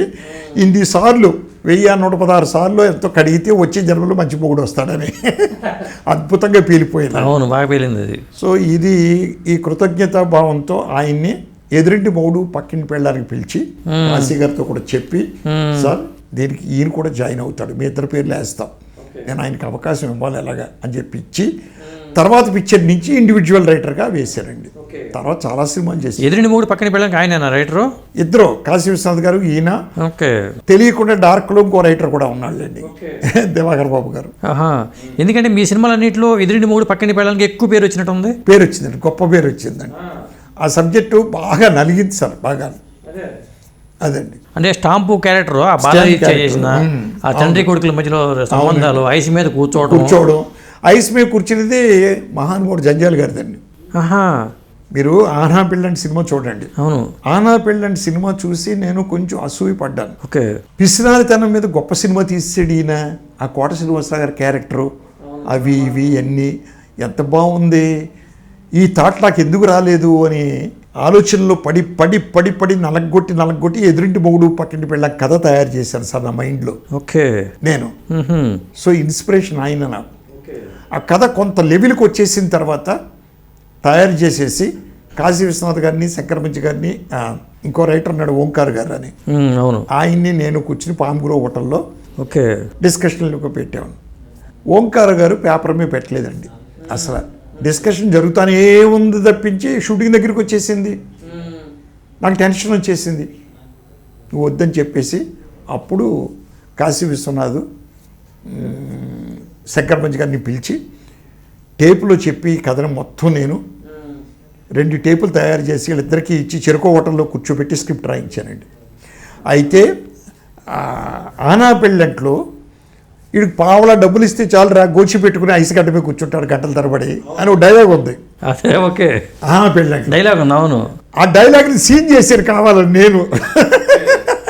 సో మహానుభావుడు జంజాల్ గారు. అసలు అది అహనా పెళ్ళంట అనేది ఆది విష్ణు గారు రాసిన నవల అండి, సత్యం గారి ఇల్లు నవల. తెలుసండి, పల్లకీలో వచ్చింది అది. అవునండి తెలుసు, కానీ భలే హిట్ అయింది అది. హిట్ అయిందండి. అహనా పెళ్ళంటే సూపర్ హిట్, మా ఎదురింటి పొగుడు పక్కన పెళ్ళాం సూపర్ హిట్.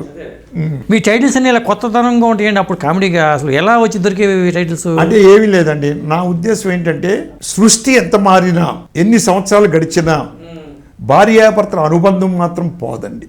ఓకే, భార్యాభర్తల అనుబంధం అనేది ఒకసారి పెనవేసుకున్న తర్వాత ఇప్పుడంటే పిచ్చి పిచ్చిగా ఉన్నాయి, కానీ ఆ అనుబంధంలో ఉన్న తీదనం కానీ ఇంకోటి కానీ అది మారదండి టోటల్గా. సృష్టికి మూల కారణం భార్యాభర్తలే కదండి. అంచేది మూడు పెళ్ళాల మీదే టైటిల్స్ పెట్టాలని నేను ఎక్కువ ఆలోచన దానికి వెళ్ళేవాడిని. ఒక నేను మావిడ, యావండో శ్రీమతి గారు, తర్వాత ఏమో చలాకి మూడు చేదస్త పెళ్ళాం, అదేంటది మన పెళ్ళానికి ప్రేమ లేక ప్రియురాలకు శుభ్రేఖ, అత్తింట్లో అద్దెముగుడు, అదే పోలీసుడి పెళ్ళాం, పోలీసుడు పెళ్ళాం అంటే పోలీస్ భార్య. ఇలాగా ఎక్కువ వాటి మీద బ్రహ్మచారి మొగుడు అండి, ఇలాంటివన్నీ ఎక్కువ మొగుడు పెళ్ళాల మీద ఎక్కువ వెళ్ళేవాడిని సార్ నేను టోటల్గా. అవి నాకు బాగా కలిసి వచ్చింది, హిట్ అయినవి కూడా. టైటిల్స్ అన్నీ భలే వస్తాయండి మీకు థాట్ అని మొన్న కూడా ఎవరో లేడీ అంటుందండి ఆవిడ మొన్న. ఆ టైటిల్సే గుర్తొస్తే మనకి అసలు ఆ టైటిల్స్ సినిమా గారు గుర్తొచ్చేస్తూ ఉంటుంది, టైటిల్స్ వచ్చేస్తూ ఉంటాయండి అదే టోటల్గా. అలాగా జర్నీ అంటే సినిమా అనేది నా ఉద్దేశంలో వన్ మ్యాన్ షో కాదు sir. It is a team work of some people, technicians, ఆర్టిస్టులు, వీళ్ళందరూ కలయికే టోటల్గా మీకు సినిమా ఫలితం. ఈ 2 కలయికలు తీసుకురావడానికి ఒక గ్రేట్ ప్రొడ్యూసర్ ఉండాలి మనకడు. అదే అతను దొరికిన రోజుని అవుట్పుట్ అత్యద్భుతంగా వస్తుందండి, సమస్య లేదండి. అంచేత నాది 1 మ్యాన్ షో, నా వల్లే ఈ సినిమా ఆడుతుంది అని ఒక డైరెక్టర్ కానీ, ఒక హీరో కానీ, ఒక ప్రొడ్యూసర్ కానీ అనుకుంటే పొరపాటు అంటాను నేను. నా ఉద్దేశంలో పొరపాటే. But it is a team work ఫుల్గా. ఇప్పుడు నేను ఎంతో గొప్పగా తీయగలనండి, కానీ నాకు గొప్ప స్క్రిప్ట్ ఇవ్వాలిగా రైటర్. అవును, గొప్ప స్క్రిప్ట్ ఇచ్చాడు సార్. ఆ స్క్రిప్ట్ని మీరు సెట్లో ఆర్టిస్టులు పలికించగలగాలిగా. అవును, వాళ్ళు పలికించినటువంటి ఫలితాన్ని కెమెరాలోకి ఎక్కించగలగాలిగా కెమెరామెన్.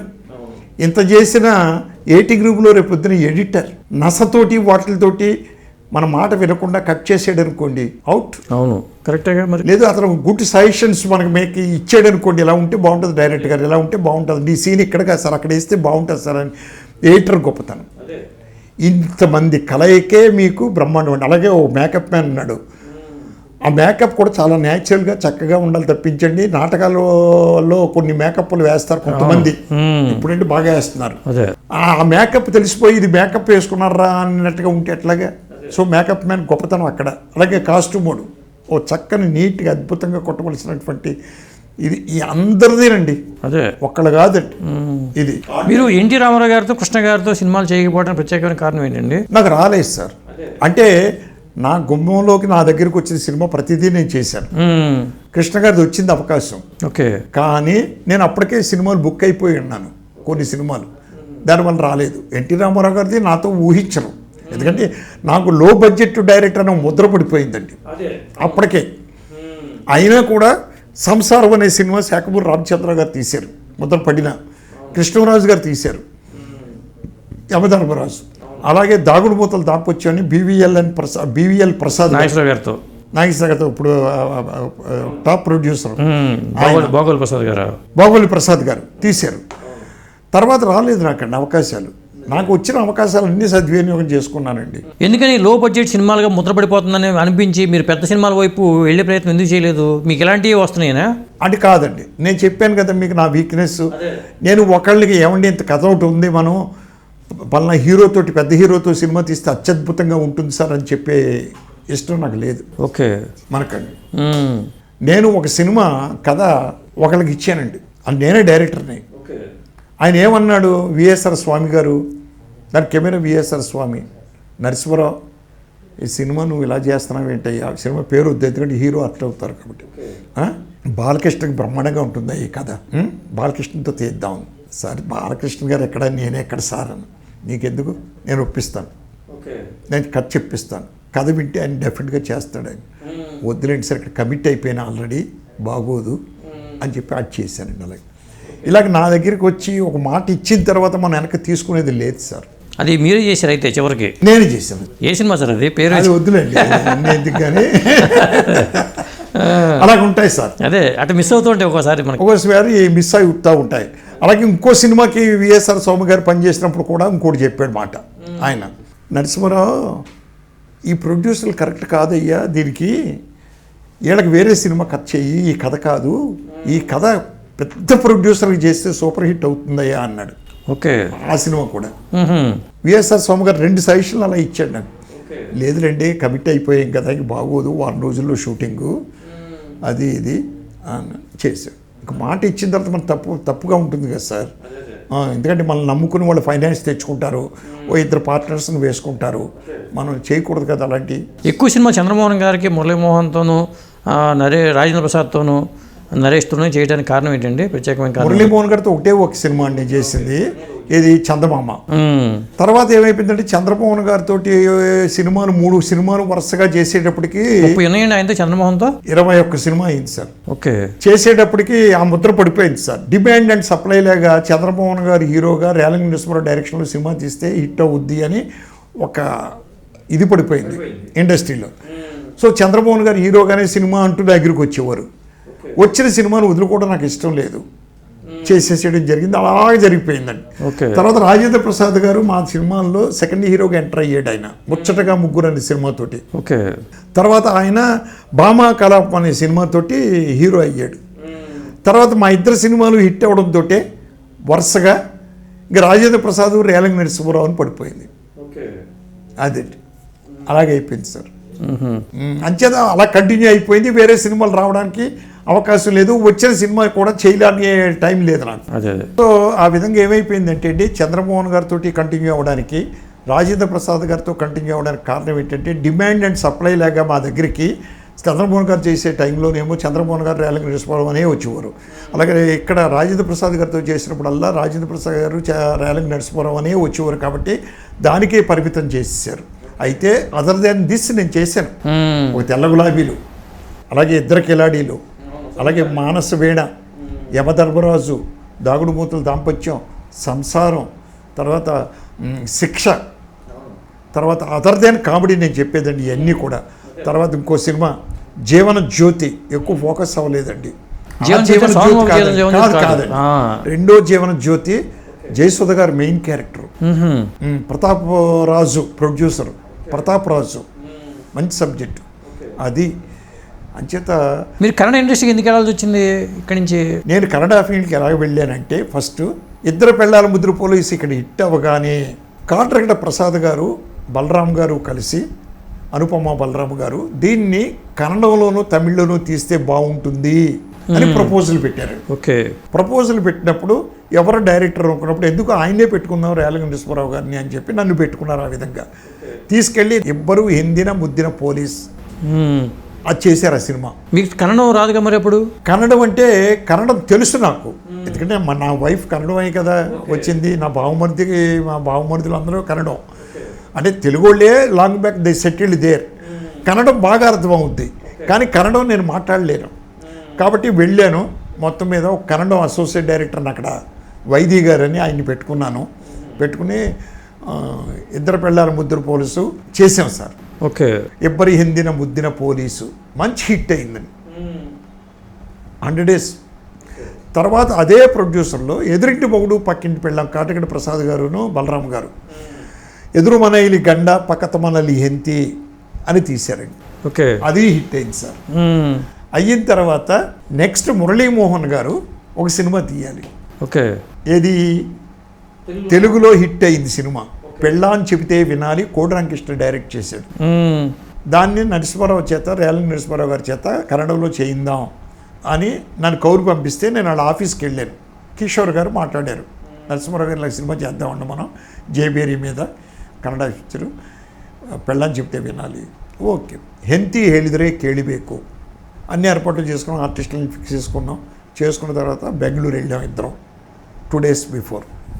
వెళ్ళినప్పుడు రాజ్ కుమార్ గారి దగ్గరికి వెళ్దాం సార్, రాజ్ కుమార్ గారిని మనం ఒకసారి కలిసి వద్దాం, ఆయన ఓపెనింగ్కి పిలుద్దామని వెళ్ళాం. వెళ్ళిన తర్వాత అక్కడ రాజ్ కుమార్ గారు ఒక మాట చెప్పారు. మురళీమోహన్ గారు అంటే ఎవరో తెలుసు కదా, నేను ఎవరో తెలీదు. ఆయన పరిచయం చేశారు, రేలంగి నరసింహారావు సార్ లాగా డైరెక్టర్, అది వెరీ నైస్, సూపర్. ఇలాగ మీరు ఎల్లుండి ఓపెనింగ్ మీరు రావాలి. లేదు, ఎల్లుండి నేను నా picture opening release. So fans అందరూ వచ్చి మీద పడిపోతారు మా ఇంటి మీద.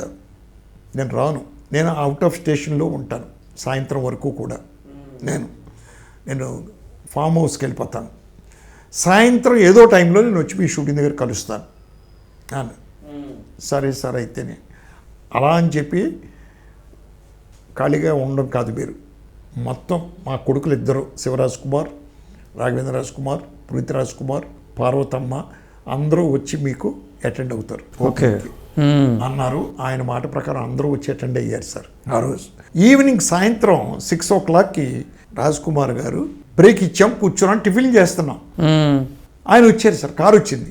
ఆ కారు ఎవరితో మాకు తెలియదు, నాకు కిషోర్ గారికి. మురళీమోహన్ గారు అయ్యప్ప మాల వేసుకుని ఉన్నారు, ఆయన రూమ్కి వెళ్ళారు కనిష్క హోటల్కి, స్నానం చేసి పూజ చేసుకుని వస్తానని.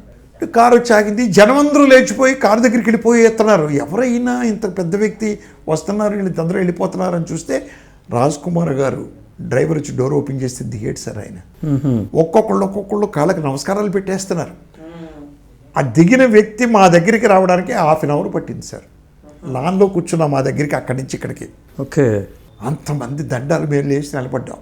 ఈ లోపల మేకప్ రాము గారితో కిషోర్ గారు మురళీమోహన్ గారి దగ్గరికి వెళ్ళి తీసుకురా, రాజ్ కుమార్ గారు వచ్చారు అని కూర్చున్నారు. ఎక్కడ మురళీమోహన్ గారు? లేరు, ఇలాగ స్నానానికి వెళ్ళారు సార్, అయ్యప్ప మాల వేసుకున్నారు కదా. అలాగే కూర్చోండి డైరెక్టర్ గారు అన్నాడు. కంగ్రాట్స్ అన్నారు. ఆయనకి స్వీట్ తీసుకొచ్చి ఇచ్చారు. స్వీట్స్ ఆ స్వీట్ తీసి నాకు నోట్లో పెట్టాడు. అదే ఫోటో మా ఇంట్లో. ఓకే. అదండి. ఆల్ ది బెస్ట్ అని మురళీమోహన్ గారు వచ్చారు, మాట్లాడి వెళ్ళిపోయారు.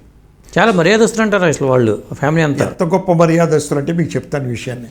అది అయిపోయింది. అయిపోయిన తర్వాత నెక్స్ట్ అది మంచి హిట్. ಹೆಂತಿ ಹೇಳಿದರೆ ಕೇಳಬೇಕು అంటే పెళ్ళాం చెప్తే వినాలి. ಹೆಂತಿ అంటే పెళ్ళాం. ಹೆಂತಿ ಹೇಳಿದರೆ చెప్తే కేళిబేకు విను. ಹೆಂತಿ ಹೇಳಿದರೆ ಕೇಳಬೇಕು అది మంచి హిట్. 3 ఈ 3 హిట్లతోటి కన్నడ రంగంలో మన పేరు కొంచెం మారుమోగింది 3 సినిమాలతోటి. అప్పటికే తెలుగులో నేను ఎన్ని సినిమాలు చేయడం, అక్కడ కన్నడంలో కూడా పేపర్లో రాయడం, తెలుగు న్యూస్ల్లో ఇవన్నీ చూసి వాళ్ళు ఇదయ్యి, అప్పుడు నేను చెప్పాను ఇందాక మేకప్ మ్యాన్ ఒక ఆయన వచ్చాడు. మేకప్ మ్యాన్ వచ్చి ఏమండి ఇలాగా నేను స్వర్ణలత మేకప్ మ్యాన్ని, ఇలాగ మా ప్రొడ్యూసర్లో ఒకళ్ళు మీతో సినిమా తీయాలనుకుంటున్నారు, రైట్ మన వచ్చారు, మాట్లాడి కథ ఏదన్నా మనం చెయ్యాలండి అది ఇది అన్నారు. ఓకే అట్లాగేనండి, మంచి కథలు ఉన్నాయి చేద్దాం పర్వాలేదు అన్నారు. ఒక కథ పట్టుకుని రాజ్ కుమార్ గారి దగ్గరికి తీసుకెళ్ళారు ఫస్ట్ టైం. ఓకే.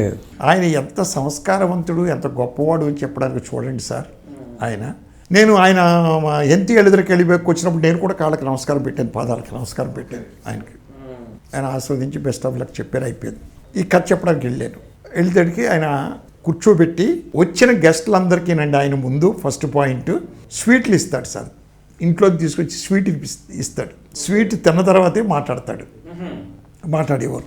పంపించేటప్పుడు పోర్టుకో దాకా వచ్చి కారు ఎక్కించి వెళ్ళే వరకు ఉంటాడండి ఆయన. అంత గొప్పవాడండి. ఓకే. అంత సంస్కారవంతుడు. గొప్పవాడు అంటే సంస్కారవంతుడు. అది చేసినంత మాత్రం గొప్పవాడని మనం అనలేం. అతను గొప్పవాడని చెప్పడానికి రాజ్ కుమార్ గారు ఒకటి రాజ్ కుమార్ గారి మీద ఎంత వరడు, ఒక హాఫ్ డైలాగ్ మీరు ఎగెనెస్ట్గా మాట్లాడినా కర్ణాటక తగలబడిపోతుందండి, మిమ్మల్ని తగలబెట్టేస్తుంది కర్ణాటక. అంత పేరు ప్రతిష్టలు ఉన్నాయండి రాజ్ కుమార్ గారికి. అదే సరే అయిపోయిందండి.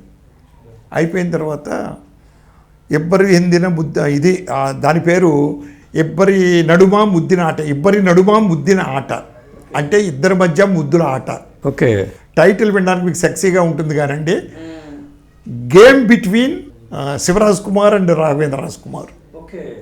అలాగే game between heroine and hero, ఇంకో హీరోయిన్ అండ్ హీరో.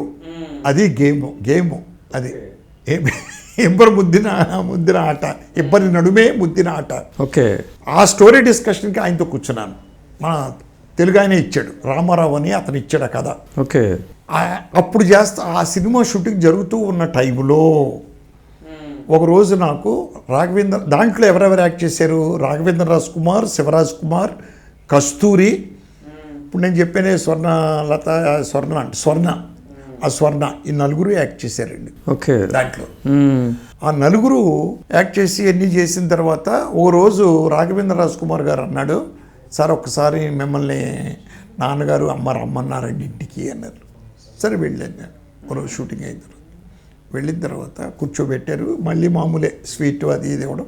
పార్వతమ్మ గారు వచ్చారు. నేను లేచి నమస్కారం పెట్టాను. నమస్తే అమ్మ, కూర్చోబాబు, మీరు రేలంగి వెంకటరామయ్య గారికి దొరబంధువులు కదా. అవునండి, దొరబంధువులు అవుతాం సార్ మేము. అది అంటే మన గౌడాసే మీరు కూడాను అన్నారా? అందావిడి పార్వతమ్మ గారు అంది. నాకు అప్పటి వరకు తెలియదు అసలు. ఓకే. నాకండి అట్లాగా వెరీ నైస్ సార్, చాలా సంతోషం అమ్మా అది.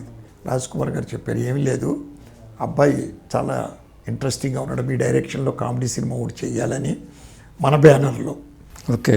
మీ దగ్గర కథ ఏదన్నా ఉంటే చెప్పండి. సరే అట్లాగే సార్, తప్పకుండా చెప్తాను నేను, నాకు ఒక 2 నెలలు టైం ఇవ్వండి, నేను ప్రిపేర్ చేసి మీకు చెప్తాను అన్న. టేక్ యువర్ ఓన్ టైం అన్నారు. మళ్ళీ మామూలుగానే పంపించారు.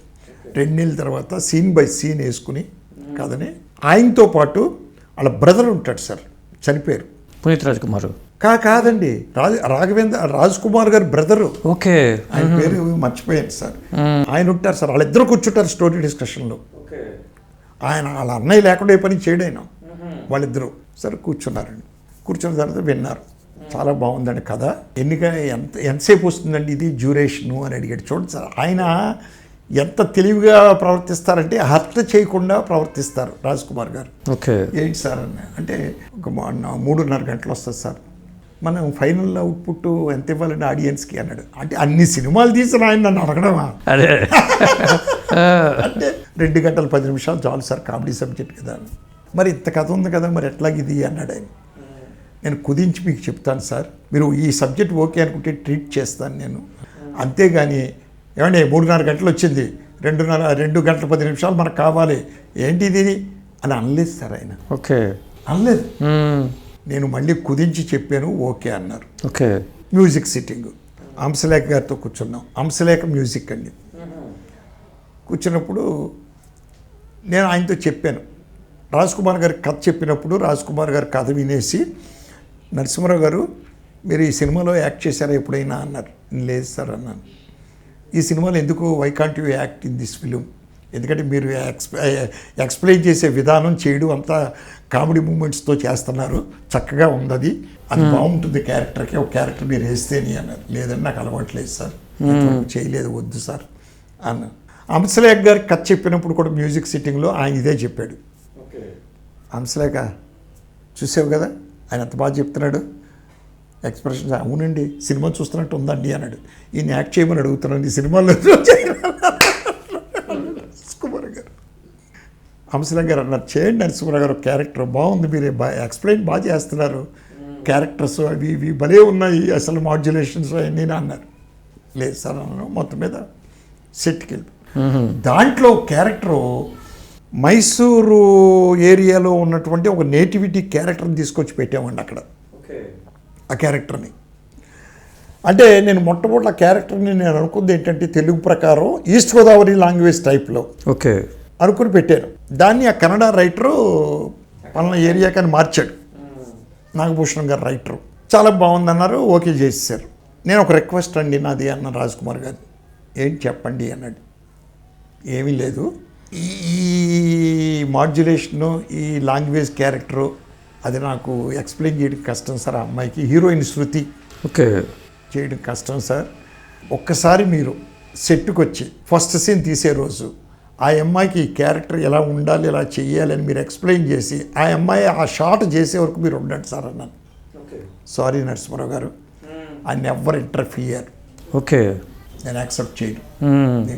కాదు సార్ డైరెక్టర్ నేను అడుగుతున్నాను, నాకు తెలీదు ఆ క్యారెక్టర్ మాడ్యులేషన్ అది నాగభూషణం ఉన్నారు కదా సార్, నాగభూషణం గారు ఉండేదానికి మీరు యాక్ట్ చేసి చూపించిన దానికి తేడా ఉంది కదా సార్, నేను చేతులు ఎత్తి మొక్కుతున్నాను సార్, రండి సార్ అంటే వస్తాను, ఆ ఒక షాట్కే ఉంటాను, వెళ్ళిపోతాను ఓకే అన్నారండి.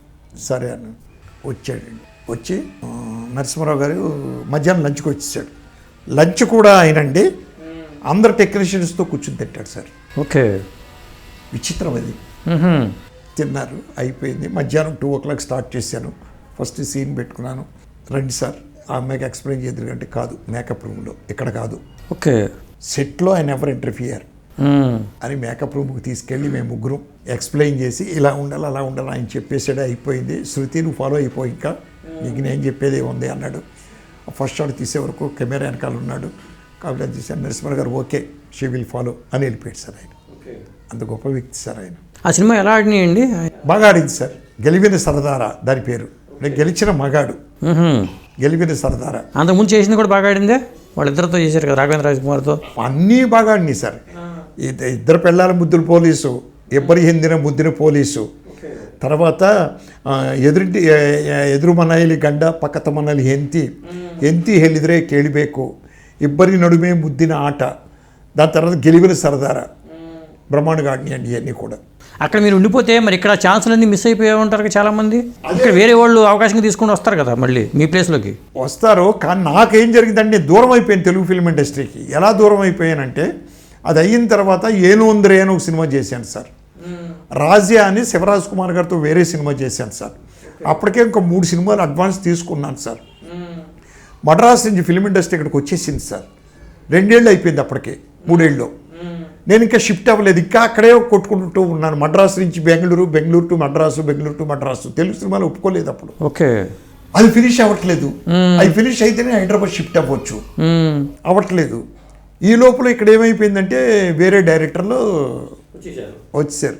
ఈవీవి గారు ఫేమస్ అయిపోయారు, కృష్ణారెడ్డి గారు ఫేమస్ అయిపోయారు, నేను దూరం అయిపోయాను. దివాకర్ బాబు గారు ఏమో ఆడకే రాసేస్తున్నారు అప్పుడు. ఇలాగా మొత్తం మీద నేను ఇంకప్పుడు ఆలోచన చూసుకుని ఆ 3 అడ్వాన్సులు తిరిగి ఇచ్చేసి immediately I shifted to Hyderabad. కానీ షిఫ్ట్ అయినా ఇక్కడ వెనకబడిపోయానండి అప్పటికే. కారణం ఏంటి మరి? అంటే అదే ఆక్యుపై చేసేసారు కదా ప్లేస్. కామెడీకి వచ్చేటప్పటికి ఇంకా ఇక్కడ ఓ ఈవీవి గారు, కృష్ణారెడ్డి గారు అని ఫోకస్ అయిపోయింది బాగా. దాంతో మళ్ళీ నేను పుంజుకోవడం కొంచెం కష్టమైంది టోటల్గా. ఎందుకంటే వాళ్ళు ఫెయిల్యూర్స్ తీస్తే పోనీ, యావరేజ్ సినిమాలు తీస్తే పోనీ నా మీద కాన్సన్ట్రేషన్ ఉండేది. సూపర్ హిట్లు తీస్తున్నారు ఇద్దరు కలిసి, ఈవీవి గారు కానీ కృష్ణారెడ్డి గారు కానీ సూపర్ హిట్లు. నిజంగా అప్పుడు వాళ్ళిద్దరూ ఒక పెద్ద కాంపిటీషన్ అయ్యాయి అసలు.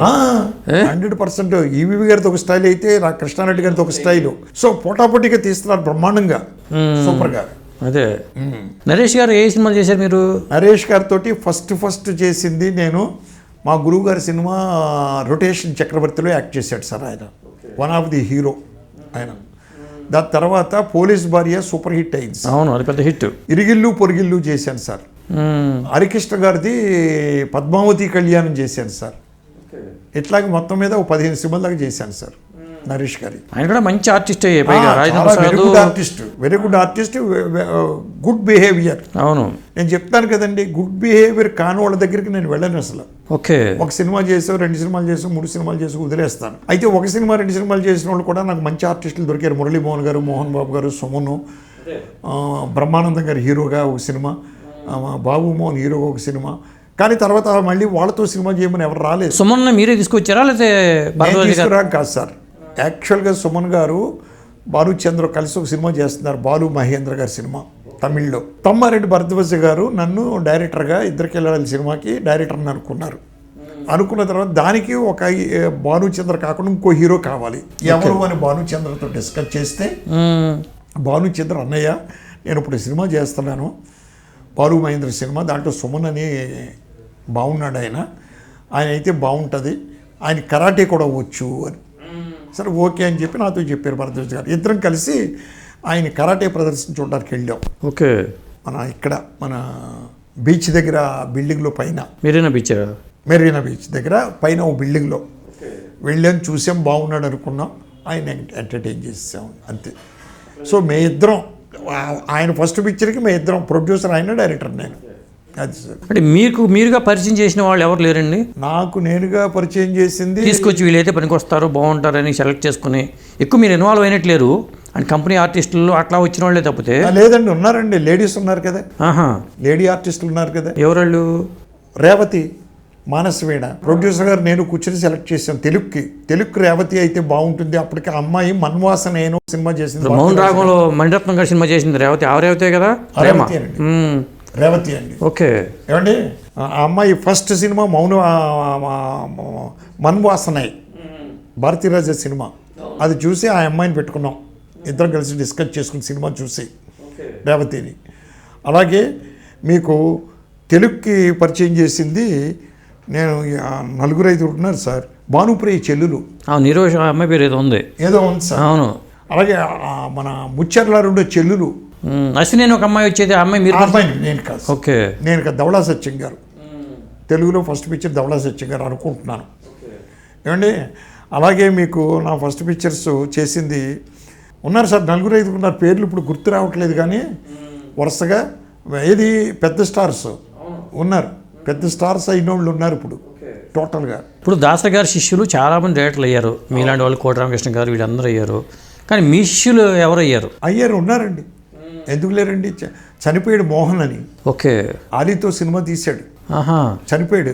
ఓకే, కన్నడలో ఎవరు ఉన్నారండి? కన్నడలో ఎవరు లేరండి. తమిళ్లో ఒక అతను ఉన్నాడు, కేఎస్ రవికుమార్. ఓకే, రజనీకాంత్ సినిమాలు చేశారు ఆయన. 1-2 సినిమాలు నా దగ్గర చేసి నేను చెప్పుకోను శిష్యుడని. స్నేహం అనే సినిమా చేయడానికి ఎక్కడ వచ్చి ప్రెస్ మీట్లో చెప్పుకొచ్చాడు. రాజేంద్ర ప్రసాద్ స్నేహం కాదు, అదే బాలా ఇచ్చేవాడు ఫాదరు. మన స్నేహమేరా చిరంజీవి గారి సినిమా అండి, స్నేహ అయితే అది విజయ్ కుమార్, చిరంజీవి గారు. అదేం సినిమా పేరు? స్నేహమే కదా. స్నేహం మీద వస్తుంది. స్నేహం మీదే వస్తుంది. అదే అదే, అది తమిళ్లో పెద్ద హిట్. అది శరత్ కుమార్ చేశాడు. ఇక్కడ తెలుగులో కేఎస్ రవికుమార్ చేసినప్పుడు ప్రెస్ మీట్లో చెప్పాడట, తెలుగులో నాకు గురువు రేలంగి నరసింహారావు అని. అప్పటి నుంచి నన్ను అందరూ ఏంటి రవికుమార్ గారు మీ దగ్గర పనిచేశారా. ఇప్పుడు 1-2 సినిమాలు చేశాడు పాపం, ఆయన పెద్ద డైరెక్టర్ అయ్యాడు. ఆయన నా శిష్యుడని నేను చెప్పుకోవడం ఏం భావ్యమండి, కరెక్ట్ కాదు. అదేమన్నా అట్లా కాదు కదండి, చేసినప్పుడు చెప్పుకోవాలి. అది ఎట్లా? అది నేను ఏనాడు చెప్పలేదు. మీకు కాస్త మొహమాటం ఎక్కువ కదండి. చెప్పాడండి, అట్లేనా? మొహమాటం ఎక్కువ. ఎందుకని సినిమా ఫీల్డ్లో మొహమాటస్తులు అసలు పనికిరారు కదా ఈ ఫీల్డ్లో. మీరు ఎట్లా ఇన్ని సినిమాలు చేయగలిగారు? మొహమాటం అంటే కొన్ని విషయాల్లో మొహమాటం ఉంటుంది తప్పించండి, మిగిలిన విషయాల్లో కొంచెం ఖచ్చితంగానే ఉంటారు. అయ్యో క్వశ్చనే లేదండి. ఎవరైనా లేట్గా వచ్చారనుకోండి, లెఫ్ట్ అండ్ రైట్ ఇచ్చేస్తాను. అలాంటి ఆర్టిస్టులు పెద్దగా తగలలేదు మనకండి. ఇప్పుడు కేఎస్ఆర్ దాస్ గారు దాదాపు 150 సినిమాలు చేసినట్టున్నారు. కాదండి, 104. 104 కదా కేఎస్ఆర్ దాస్. అసలు హైయెస్ట్ సినిమాలు చేసిన వారు తెలుగులో ఏంటండి టోటల్గా రికార్డ్ బ్రేక్ దాసనారాయణరావు గారు. దాసరి గారు ఎన్ని సినిమాలు అండి అవి? 150 సినిమాలు. 150. తర్వాత ప్లేస్ కోడి రామకృష్ణ, ఆయన్ని 120 అంటున్నారు. 120 కాకపోయినా 110 గ్యారంటీ సమస్య లేదు. ఆ తర్వాత 3వ ప్లేస్ కేఎస్ఆర్ దాసా? దాస్ గారు కానీ రాఘవేంద్ర గారు కానీ ఇద్దరు ఒకళ్ళు వస్తారు. ఓకే. కోదండరామ్ రెడ్డి గారు తర్వాత కోదండరామ్ రెడ్డి గారు, పిసి రెడ్డి గారు చనిపోయారు. అవును, పెద్ద మంచి మానవుడు అనవుడు. నేనండి, నాది 7వ నెంబరు. గ్రేట్ కదండి అన్ని సినిమాలు చేయటం అంటే. ఈ రికార్డు ఇంతే నాకు తెలిసి. ఇంతేనండి, ఎందుకంటే కొత్త డేటర్లు ఎవరో ఇన్ని సినిమాలు చేసే అవకాశం ఉండదండి ఇప్పుడున్న జనరేషన్లో. అవునండి. ఇంకొకటి ఏంటంటే ఇప్పుడు సినిమాలకి కామెడీకి బాగా ఇంపార్టెన్స్ పెరిగిందండి. అవునండి. కానీ ఇలాంటి టైంలో మరి మీలాంటి సీనియర్లు ఇంకా ఎందుకు యాక్టివ్ కాలేకపోతున్నారు? ప్రొడ్యూసర్ కోసం మీరు ఎతకలేక, లేకపోతే మిమ్మల్ని చూసుకుని ప్రొడ్యూసర్ రాకపోవడం వల్ల? ప్రొడ్యూసర్ కోసం వెతికే అలవాటు నాకు లేదు కాబట్టి అండి, మొట్టమొదటి లేదు కాబట్టి ఇప్పుడు కూడా లేదండి. ఏంటో మంచి స్టోరీ ఉంది చేద్దాం అది ఇది అని కబుర్లు చెప్పడం నాకు అలవాటు లేదు. నా దగ్గరికి ఎవరైనా పిక్చర్ చేద్దాం, మంచి స్టోరీ చూడండి అంటే చేస్తాను నేను. అంచేత నా దగ్గరికి రావట్లేదు కాబట్టి నేను ఏం మాట్లాడట్లేదు, సైలెంట్గా కూర్చున్నాను. అంటే ప్రయత్నం నేను చేయను. భగవంతుడు ఇచ్చింది చాలు. 75 సినిమాలకి అవకాశం ఇచ్చాడు, చేసాము. వచ్చారనుకోండి మనసు పెట్టి చేస్తాం, క్వశ్చన్ లేదు. ఇప్పుడు దాసరి గారు కానీ దాసరి గారి శిష్యులు కొంతమంది యాక్ట్ చేశారు. మీరు ఎందుకని యాక్టింగ్ విముఖత చూపించారు? ముందు నుంచి ఎందుకో దాని మీద దృష్టి రాలేదండి. అంటే నా సినిమాలో ఒక సీన్ చేశాను, బ్రహ్మచారి మొగుడు అనే సినిమాలో. ఓకే. ఒకే ఒక సీన్ ధర్మవరం సుబ్రహ్మణ్య గారితో చేశాను. అనుజ అని ఒక ఆర్టిస్టు, వాళ్ళిద్దరితో చేశాను. ఎయిటింగ్లో నా సీన్ నేనే తీసేసుకున్నాను, లెంత్ పెరిగిందని. ఓకే. అది కామెడీ సీను, సినిమా సబ్జెక్ట్కి సంబంధం లేదు, అది తీసేసాను. అది వదిలేస్తే దాక్షిణ్యంగా నేనే తీసాను. అది తీసేస్తే తుమ్మలపల్లి రామసత్యనారాయణ గారి సినిమాలో ఫాదర్ క్యారెక్టర్ చేశాను సార్. సీనుగాడ్ అని సినిమా, ఇప్పుడు మీరు యూట్యూబ్లో కొడితే ఉంటుంది సీనుగాడ్ అని. ఆ సినిమాలో హీరోయిన్ ఫాదర్ క్యారెక్టర్ చేశాను నేనండి. కంటిన్యూ ఎందుకు చేయలేకపోయారు? అసలు చేయలేదు. అంటే నా దగ్గరికి ఎవరు రాలేదు. కానీ ఇప్పుడు ఒక డైరెక్టర్ వచ్చాడు. ఓకే. అంటే మొన్న నన్ను కలవడానికి వచ్చాడు ఏదో ఒక ఆయన. వస్తే గంట కూర్చుని మాట్లాడి ఎన్ని చేసినప్పుడు వెళ్ళిపోయి వాళ్ళ ఫ్రెండ్తో చెప్పాడు, ఆయన హావభావాలు చాలా బాగున్నాయి మాట్లాడేటప్పుడు కానీ చేసేటప్పుడు యాక్షన్స్, మన సినిమాలో క్యారెక్టర్ చేస్తారు ఇవ్వడకండి అని. ఓకే. చేస్తానని చెప్పాను. కానీ నా దురదృష్టం ఏంటంటే ఫిబ్రవరి మార్చిలో షూటింగ్. అది ఫిబ్రవరి మార్చి నేను అమెరికా టూర్, మా అబ్బాయి ఆల్రెడీ టికెట్లు బుక్ చేశాడు. ఓకే. దాంతో నేను కాలేకపోయాను. అదే అసలు విషయానికి వచ్చేసరికి రేలంగి గారు మహా కమెడియన్గా చూసుకుంటే పద్మశ్రీ తొలి బాబు. అదే మరి ఆయనతో మీకున్న అనుబంధం కానీ అసలు బంధుత్వ పరంగా కానీ అది ఒకసారి చెప్పండి సార్. నేను ఫిల్మ్ ఇండస్ట్రీకి వచ్చే టైంకి మేము దూర బంధువులు రేలంగి గారికి అనే విషయం నాకు అసలు తెలియదు సార్. టు బి ఫ్రాంక్ నాకు తెలియదు. నీలకంఠ మేహతా స్ట్రీట్లో ఆయన ఇల్లు, కృష్ణ గారి ఇంటి ఎదురుగుండా మద్రాసులో. కింద పోర్షను మేము అద్దెకి తీసుకున్నాం రాధమ్మ పెళ్ళి అనే సినిమాకి. రాధమ్మ పెళ్ళి సినిమా ఆఫీస్కి వెళ్ళడం రావడం చేయడంలో నాకు రేలంగి బాబు గారు, సత్యనారాయణ బాబు వెంకటరామయ్య గారి కొడుకు పరిచయం అయ్యారు. ఓకే. పరిచయం అయిన తర్వాత వాళ్ళ అబ్బాయి కూడా పెద్ద బాబు, తిరుమల బాబు, నేను అసోసియేట్ డైరెక్టర్గా పనిచేసినప్పుడు బలిపేట అనే సినిమాలో కూడా యాక్ట్ చేశాడు. చిన్నప్పుడు శోభన్ బాబు గారి బంధువు కిందకి యాక్ట్ చేశాడు తిరుమల బాబు. ఓకే.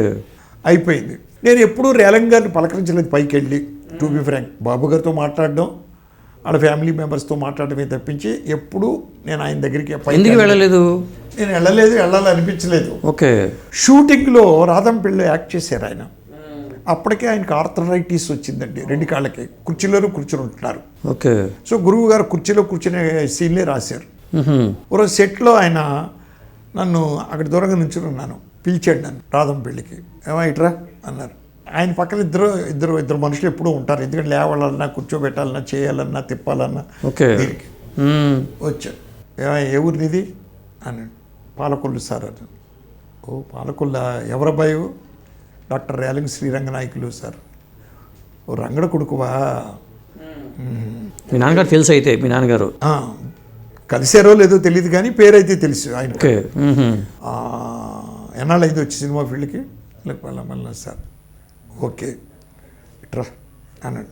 ఒంగోమన్నాడు. ఒంగో నా దగ్గరికి వచ్చి నీ పేరేంటి అన్నాడు. అప్పలేదు. నీ పేరేంటి అన్నాడు. ఒంగోమని అనలేదు. నీ పేరేంటి? నా పేరు రేలంగి నరసింహారావు సార్ అన్నాడు. ఏంటి అన్నాడు. రేలంగి నరసింహారావు సార్ అన్నాడు. ట్రా, రేలంగి నరసింహారావు ఎందుకు అయింది అన్నాడు ఆయన. అదేంటి సార్, మా తాతయ్య గారి పేరేమో నరసింహారావు, మా ఇంటి పేరు రేలంగి నరసింహారావు అని పెట్టారు. నాకు లేదు, నీ పేరు ఉత్తి నరసింహారావే, రేలంగి తీసేయి. అదేంటి సార్, మా ఊళ్ళు పెట్టిన పేరు అది, రేలంగి నరసింహారావు తీసేయమంటారంటే మా ఇంటి పేరు సార్ అది ఇది అని. కాదయ్యా, ఇక్కడ చిన్న ఇబ్బంది వచ్చింది. సెట్లో నిన్ను తిడుతున్నప్పుడల్లా మీ గురువు గారు నిన్ను తిడుతున్నాడా నన్ను తిడుతున్నాడో తెలియలేదు, రేలంగి అని తిడుతున్నాడు ఆయన. తిట్టినప్పుడల్లా మా వాడు నా ఇంక చూస్తున్నారు. నేను అదే నా గురించి కాదురా, వాడి గురించి చెప్పలేక చచ్చిపోతున్నాను, చేతులు లాగుతున్నాయి. అంచేత ఈ సినిమా అయ్యే వరకు నువ్వు నడుచుకున్నావే. ఆ విధంగా మా ఇద్దరి మధ్యన పరిచయం ఏర్పడింది సార్. ఓకే. ఆ సినిమా షూటింగ్ అంతా నవ్వుతూనే గడిపేశాం టోటల్గా. తర్వాత సత్యనారాయణ బాబు గారితో సాన్నిధ్యం బాగా పెరిగింది. ఆయన చనిపోయారు అనుకోండి, వెంకటరామయ్య గారు. సత్యనారాయణ బాబు గారు తోటి శంకర్ గారు వాళ్ళ అల్లుడు, 2వ అల్లుడో 3వ అల్లుడా ఆయన? 3వ అల్లుడు అనుకుంటా, శంకర్. గాయత్రి వాళ్ళ హస్బెండ్. ఆయన మ్యారేజ్ అయిన తర్వాత ఎన్ని చేసిన తర్వాత హరిశ్చంద్రరావు గారు, నందవరి హరిశ్చంద్రరావు గారు ఏదో ఒక క్యాసెట్ ట్రాన్స్ఫర్ చేయించి పెట్టమా అన్నాడు. నన్ను అడిగాడు, రేలంగి బాబు గారి ఇంట్లో డబల్ VCRలు ఉన్నాయి కదా, కొంచెం ట్రాన్స్ఫర్ చేయించి పెట్టమనండి సార్ అది ఇదండి. నేను ట్రాన్స్ఫర్ కోసం వెళ్ళేవాడిని. ఓకే. అప్పుడు శంకర్ గారితో కూర్చుని మాట్లాడేవాళ్ళం. నేను శంకర్ గారు అప్పుడే పరిచయం అయ్యారు బాగా నాకు. శంకర్ గారు, సత్యనారాయణ బాబు గారు అయితే బాగాను. ఓకే. సత్యనారాయణ బాబు గారు సినిమా తీద్దామని, కృష్ణ గారు రాజేంద్ర ప్రసాద్ కాంబినేషన్లో సినిమా తీద్దామని నాతో ప్లాన్ చేశారు. కృష్ణ గారికి అడ్వాన్స్ ఇచ్చాం, స్టోరీ డిస్కస్ చేద్దాం అనుకున్నాం. తర్వాత మళ్ళీ ఏమైందో డ్రాప్ అయిపోయింది సినిమా. ఓకే. మళ్ళీ వద్దనుకున్నాం. నేను ఒక రోజు ఆలోచన వచ్చింది నాకు, రేలంగి గారి వారసులు సినిమా ఫీల్డ్లో ఎవరూ లేరు, తిరుమల బాబు యాక్ట్ చేసేవాడు, తర్వాత మళ్ళీ మానేశాడు, అతను 1-2 సినిమాలు చేసి మానేశాడు అని హేమంత్తో మాట్లాడాను. ఓకే. 2 మానవుడు. అవును. హేమంత్, నువ్వు సినిమాల మీద కాన్సన్ట్రేట్ చేయి, నీ క్యారెక్టర్ని ఎంకరేజ్ చేస్తాను. ముందు నీకు ఒక పెద్ద క్యారెక్టర్లు ఏం కాదు, చిన్న క్యారెక్టర్ల ద్వారా చేయిస్తాను, నిన్ను అలాగే పైకి తీసుకెళ్తాను, వారసత్వం నిలబడుతుందా అంటే ఊ అన్నాడు. సత్యనారాయణ బాబు గారు కూడా ఊ అన్నారు. తీసుకొచ్చి 5-6 సినిమాలు చేయించాను సార్ నేను. 5-6 సినిమాలు రాజేంద్ర ప్రసాద్ గారితో చేసిన సినిమాల్లో చాలా సినిమాల్లో చేయించాను. చేయిస్తే తర్వాత అతను బిజీ అయిపోయి వాళ్ళ నాన్నగారితో రావడం మానేశాడు. ఓకే. పాపం కాన్సన్ట్రేట్ చేయలేకపోయాడు. అదే నేను తర్వాత చాలా ఫీల్ అయ్యాను, ఒక్క వారసుడన్నా ఉంటే బాగుండే రేలంగి గారు అది. కానీ రేలంగి గారి పోలికలు మీకు ఎక్కువ కనిపిస్తూ ఉంటే మిమ్మల్ని మీరు కొడుక అని అనలేదు ఎవరు? చాలా ఇప్పటికీ అడుగుతూ ఉంటారు, ఎక్కడికైనా వెళ్ళినప్పుడు ఎలా ఉంటుందండి చిత్ర విచిత్రంగాను, ఏమండి మీ నాన్నగారు బతుకున్నప్పుడు మేము వచ్చేవాళ్ళం సార్ అంటారు. నాకు వెంటనే అర్థమైపోతుంది రేలంగి వెంకటరామయ్య గారు అని. అది కాదండి, ఆయన నాకు వరుసగా పెదనాన్నగారు అవుతారు, మా నాన్నగారు డాక్టర్ రేలంగి శ్రీరంగనాయకులు అని చనిపోయారు అది. అలాగా సార్, మరి పోలికలు అలాగే ఉంటాయి ఏంటి సార్ అంటాడు. పోలికలు డిట్ అలా ఉంటాయని అందరూ అదే మాట. ఒకసారి ఆయన చనిపోయిన తర్వాత నేను డైరెక్టర్ అయిన తర్వాత పేపర్లో ఒక ఆర్టికల్ రాశారండి, ఏ పేపర్ సరిగ్గా గుర్తులేదు. ఓకే. రేలంగి నరసింహారావు అంటే నథింగ్ బట్ ఎవరో కాదు, నథింగ్ బట్ రేలంగి వెంకటరామయ్య గారి స్వయానా కొడుకు.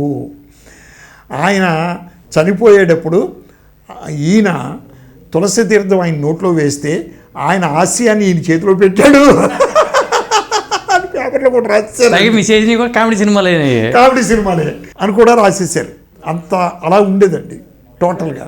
అసలు అందరూ నన్ను రేలంగి గారు కొడుకు అనుకుంటూ ఉంటారు టోటల్గా. ఇప్పుడు ఏంటి సార్ మరి మీ ఇప్పుడు ఈ జీవితంలో ఇంకా సినిమాలు చేసి కంటిన్యూ చేద్దామనే, వెబ్ సిరీస్గా చేద్దామనే అట్లాంటి ఆలోచనలు సార్ ఏది వచ్చినా నేను చేయడానికి రెడీ సార్.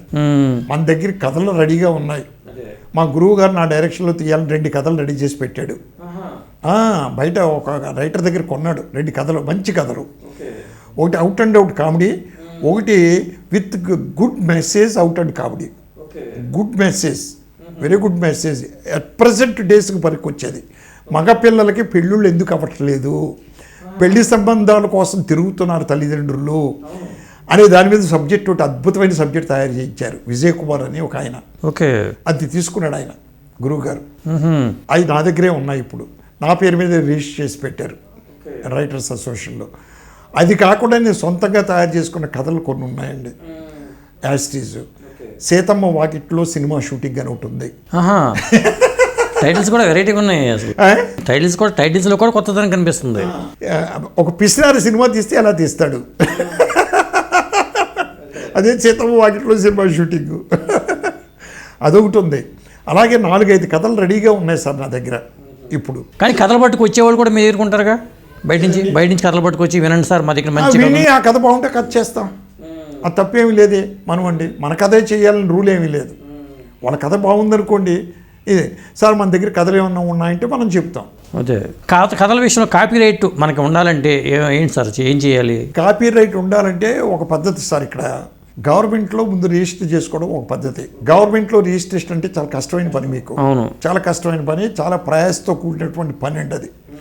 కాపీ రైట్ అంటాం దాన్ని మనం. ఈవెన్ ఒక ఫోటో, సపోజ్ మన ఇద్దరం కలిసి ఒక ఫోటో ఉంది, ఆ ఫోటో కూడా కాపీ రైట్ తీసుకోవచ్చు మనం రిజిస్టర్ చేసుకొని. కొంచెం ఖర్చుతో కూడుకున్న వ్యవహారం కాబట్టి దీనికి ఏం చేశారంటే మన film industry people, writers association వాళ్ళు ఒక స్టోరీ కాపీ రైట్ అని పెట్టారండి. ఓకే, అక్కడ మనం రిజిస్టర్ చేసుకుంటే రైటర్స్ అసోసియేషన్లో మన స్టోరీ రేపు పొద్దున్న ఏదన్నా వివాదం వచ్చినప్పుడు వాళ్ళు సాక్ష్యం వస్తారు. ఓకే, ప్రూఫ్ ఉంటుంది మన దగ్గర. వాళ్ళు ఏం చేస్తారంటే మనం ఇన్ని పేజీలకి ఇంత రైట్ అని ఉంది, అన్ని పేజీల మీద కథ రాసేసి వాళ్ళు ముద్ర వేసి మనకి ఇచ్చేస్తారు రైటర్స్ అసోసియేషన్ వాళ్ళు. అది ఎప్పటికీ మనకు సర్వ హక్కులు మనయే. ఒకవేళ రేపు పొద్దున్న ఎవడైనా ఈ కథ వినేసి రైటర్ది తీసేసినా కూడా మనం అక్కడ వివాదానికి పెట్టచ్చు, ఎక్కడ ఛాంబర్లో మనం. అదొకటి ఉంది మన పద్ధతి. అయితే అక్కడ రిజిస్టర్ చేసుకోవాలంటే రైటర్స్ ఒక్కళ్ళే రిజిస్టర్ చేసుకోవడానికి హక్కు ఉంది. దీనికి మేమేం చేసాం, మా డైరెక్టర్స్ అసోసియేషన్ వాళ్ళు పర్మిషన్ అడిగాం. మాకు కూడా రిజిస్ట్రేషన్ కావాలంటే మాకు ఇచ్చారు పర్మిషన్. డైరెక్టర్స్ అసోసియేషన్ వాళ్ళు రేలంగి నరసింహ మా మెంబరు, అతని మెంబర్షిప్ నెంబర్ ఇంత అని ఓ లెటర్ ఇస్తారు. ఆ లెటర్ తీసుకెళ్ళి ఇక్కడ ఇస్తే రిజిస్టర్ చేసుకుంటారు. సో ఎవరైనా ఇప్పుడు సపోజ్ మీరు కథ రాశారు, మీకు డైరెక్టర్స్ అసోసియేషన్లో లేరు, మీరు రైటర్స్ అసోసియేషన్ లేరు, ఓ రేలంగి నరసింహ మీద నమ్మకం ఉంటే, రేలంగి నరసింహారావు మీద మీకు నమ్మకం ఉంటే నా పేరు మీద మీరు అక్కడ రిజిస్టర్ చేసుకుని మీరు పెట్టుకోవచ్చు. ఓకే, అదొక పద్ధతి. ఇప్పుడు నెక్స్ట్ ఎలక్షన్ అయిన తర్వాత మా ఊడి ప్రపోజల్లో మనం కూడా రిజిస్ట్రేషన్ పెట్టుకోవాలనే ఆలోచనలో వాళ్ళు ఉన్నారు మా డైరెక్టర్స్ అసోసియేషన్. ఇవన్నీ కాకుండా ఇంకో పద్ధతి ఉంది సార్, అది కోర్టులోనే తేలే పద్ధతి. ఇక్కడ ఇండస్ట్రీ తేల్చదు దాన్ని, తేల్చదు. అది ఎలాగంటే మీ కథని మీరు ఎన్ని పేజీలు వస్తుందో అన్ని పేజీలు రాసేసుకోండి. ఎవ్రీ పేజీ మీద మీరు సంతకం చేయండి, డేట్ వేసి అన్ని పేజీలు కలిపి ఒక రిజిస్టర్ పోస్ట్లో మీ అడ్రస్కి మీరే రిజిస్టర్ పోస్ట్లో పంపించుకోండి. ఆ రిజిస్టర్ పోస్ట్ చేసినటువంటి స్లిప్పు జాగ్రత్త పెట్టుకోండి. ఈ పోస్ట్లో వచ్చినటువంటి దాన్ని మీరు యాస్టేజ్ చెంచకుండా ఓపెన్ చేయకూడదు, ఓపెన్ చేయొద్దు అసలు, అలా ఉంచేయండి. రేపొద్దున్న ఎవడైనా మీ కథను కొట్టేసాడని మీ ఫీలింగ్ మీకు వచ్చినప్పుడు, మీరు కోర్టులో కేసు వేసినప్పుడు ఎవిడెన్స్గా ఇది ఉపయోగపడుతుందండి. అప్పుడు ఇదిగోండి సార్, నేను 14 తారీఖుని నా కథను నేను పోస్ట్ చేసుకున్నాను, చూడండి ఆ డేటు గీట్ అన్నీ చూసుకోండి అంటే వాళ్ళు అప్పుడు సీల్ ఇప్పుతారు హైదరాబాద్లో. వాళ్ళు ఇప్పుడు చూస్తే ఇదండి, సీల్ ఇప్పేదానికంటే కూడా గవర్నమెంట్ యొక్క రిసీట్ ఉందే, అది ఆ డేట్ ఇంపార్టెంట్. ఓకే, మీకు చాలా చాలా ఇంపార్టెంట్. మీరు క్రియేట్ చేసేయచ్చు, మిగిలినవన్నీ మీరు క్రియేట్ చేయొచ్చు, బట్ దాన్ని మీరు క్రియేట్ చేయలేరు గవర్నమెంట్ స్లిప్ని. ఇది ఉపయోగం కోర్టులో మీకండి టోటల్గా. నాట్ ఓన్లీ కోర్టు, నా ఉద్దేశం ఫిలిం ఛాంబర్కి రేపు పొద్దున వచ్చినప్పుడు ఫిలిం ఛాంబర్లో కూడా ఇది ఎవిడెన్స్ పెట్టుకోవడానికి కూడా అవకాశం ఉంటుందేమో అని నా ఉద్దేశం. నేను చాలామందికి సజెషన్ ఇచ్చాను. చాలా బాగుంది సజెషన్ అయితే, చాలా ఈజీ కూడా. మనం పైసా ఖర్చు ఉండదు మనకండి, రేపొద్దున ఫ్యూచర్లో ఉపయోగపడుతుంది. అయితే ఆ స్లిప్ ఉంచుకోవాలి. మీరు రిజిస్టర్ చేసినటువంటి స్లిప్ ఇస్తాడే చాలా జాగ్రత్తగా దాయాలి. కవర్ ఎప్పకూడదు, మీరు ఎట్టి పరిస్థితుల్లో కవర్ ఎప్పకూడదు. ఎందుకంటే ఆ కవర్ మీద మీకు ముద్ర వేస్తాడు, ఆ ముద్ర చెరగనివ్వకూడదు మనం. అది ఇప్పుడు రేలంగి వెంకటరామయ్య గారి వారసులు సినిమా ఫీల్డ్లో లేరు, మరి రేలంగి నరసింహ గారి వారసులు కూడా లేరు. ఏంటి సార్ ఇది? ఏంటంటే అది అంతే, మనం ఏం చేయలేము. మా అబ్బాయి సినిమా ఫీల్డ్లో ఉండేవాడు సార్.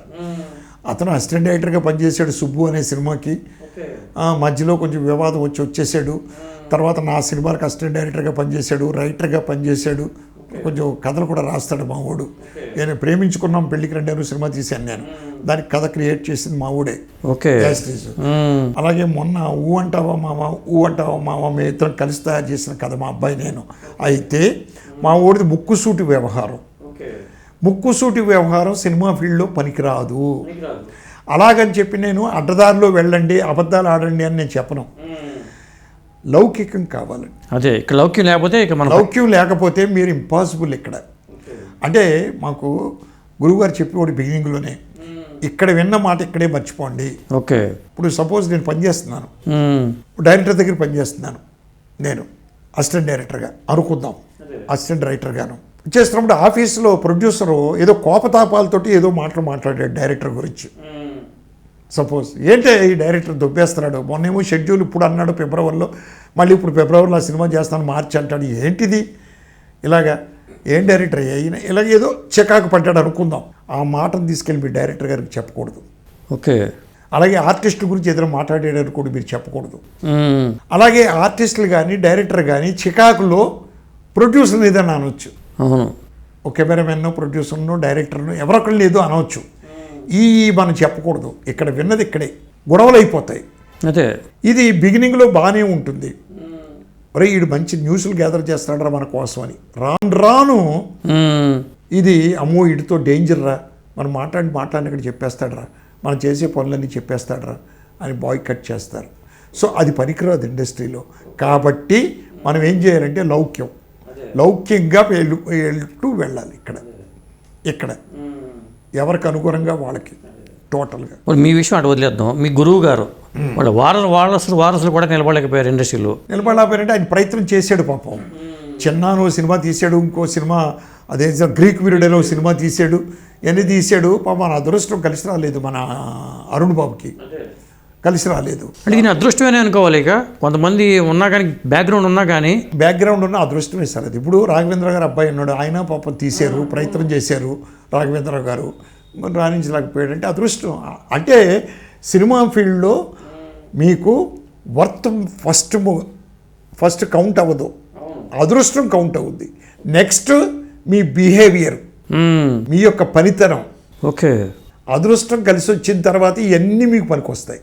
ఇవన్నీ ఉండి అదృష్టం రాలేదనుకోండి వేస్ట్ అని నా ఉద్దేశం. డెఫినెట్గా మీరు ఎంత ప్రయత్నం చేసి ఎన్ని చేసినా ఏముండదు అదృష్టం లేకపోతే.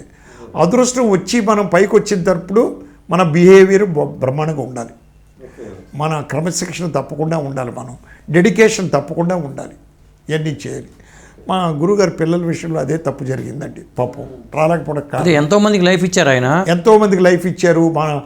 మా గురువుగారు పెద్ద అబ్బాయినేమో ప్రొడ్యూసర్ చేద్దాం అనుకున్నాడు, ఆయన ప్రొడక్షన్లో పెట్టాడు. ఆయన ఏదో రాణించలేదు పాపం, ఇది రాణించలేకపోయాడు ఆయన. అదే బ్యాడ్ లక్ ఆయనకి. ఎందుకంటే ఇప్పుడు మీరు సురేష్ రామిరెడ్డి గారు తీసుకుంటే వాళ్ళ కుటుంబం ఉంది సినిమా ఫీల్డ్లో, జగపతి రాజేంద్ర ప్రసాద్ గారు తీసుకుంటే వాళ్ళ కుటుంబం ఉంది.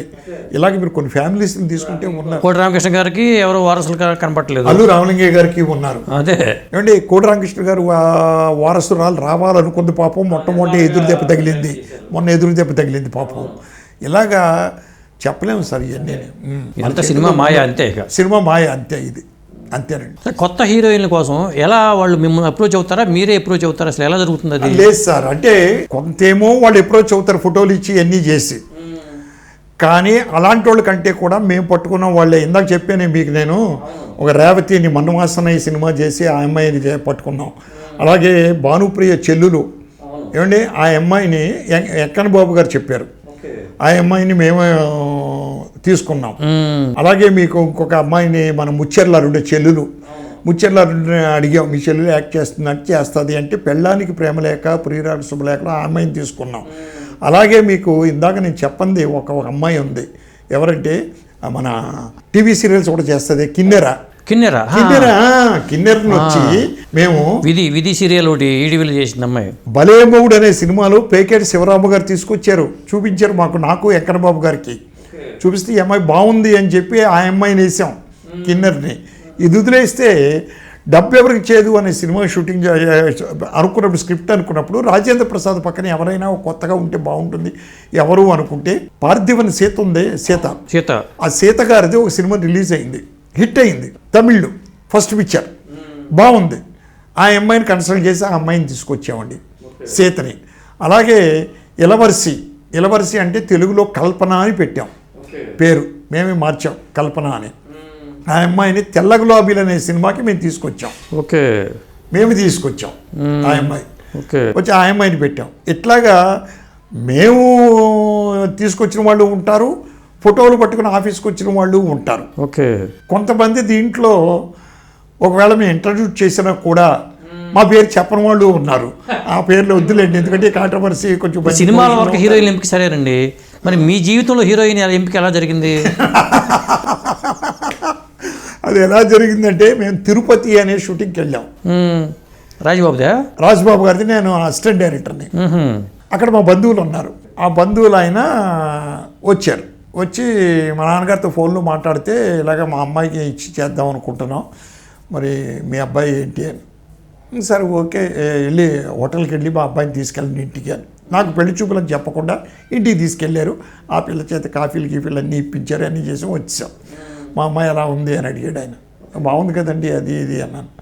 అది మీకు ఇద్దామని నాన్నగారితో మాట్లాడాము, అది ఇది. నాన్నగారు ఏమంటే అదండి, దాంట్లో సమస్య లేదు అన్నాను. కాకపోతే ఒక కండిషన్ అండి అన్నారు ఆయన. ఏంటి అన్నాను.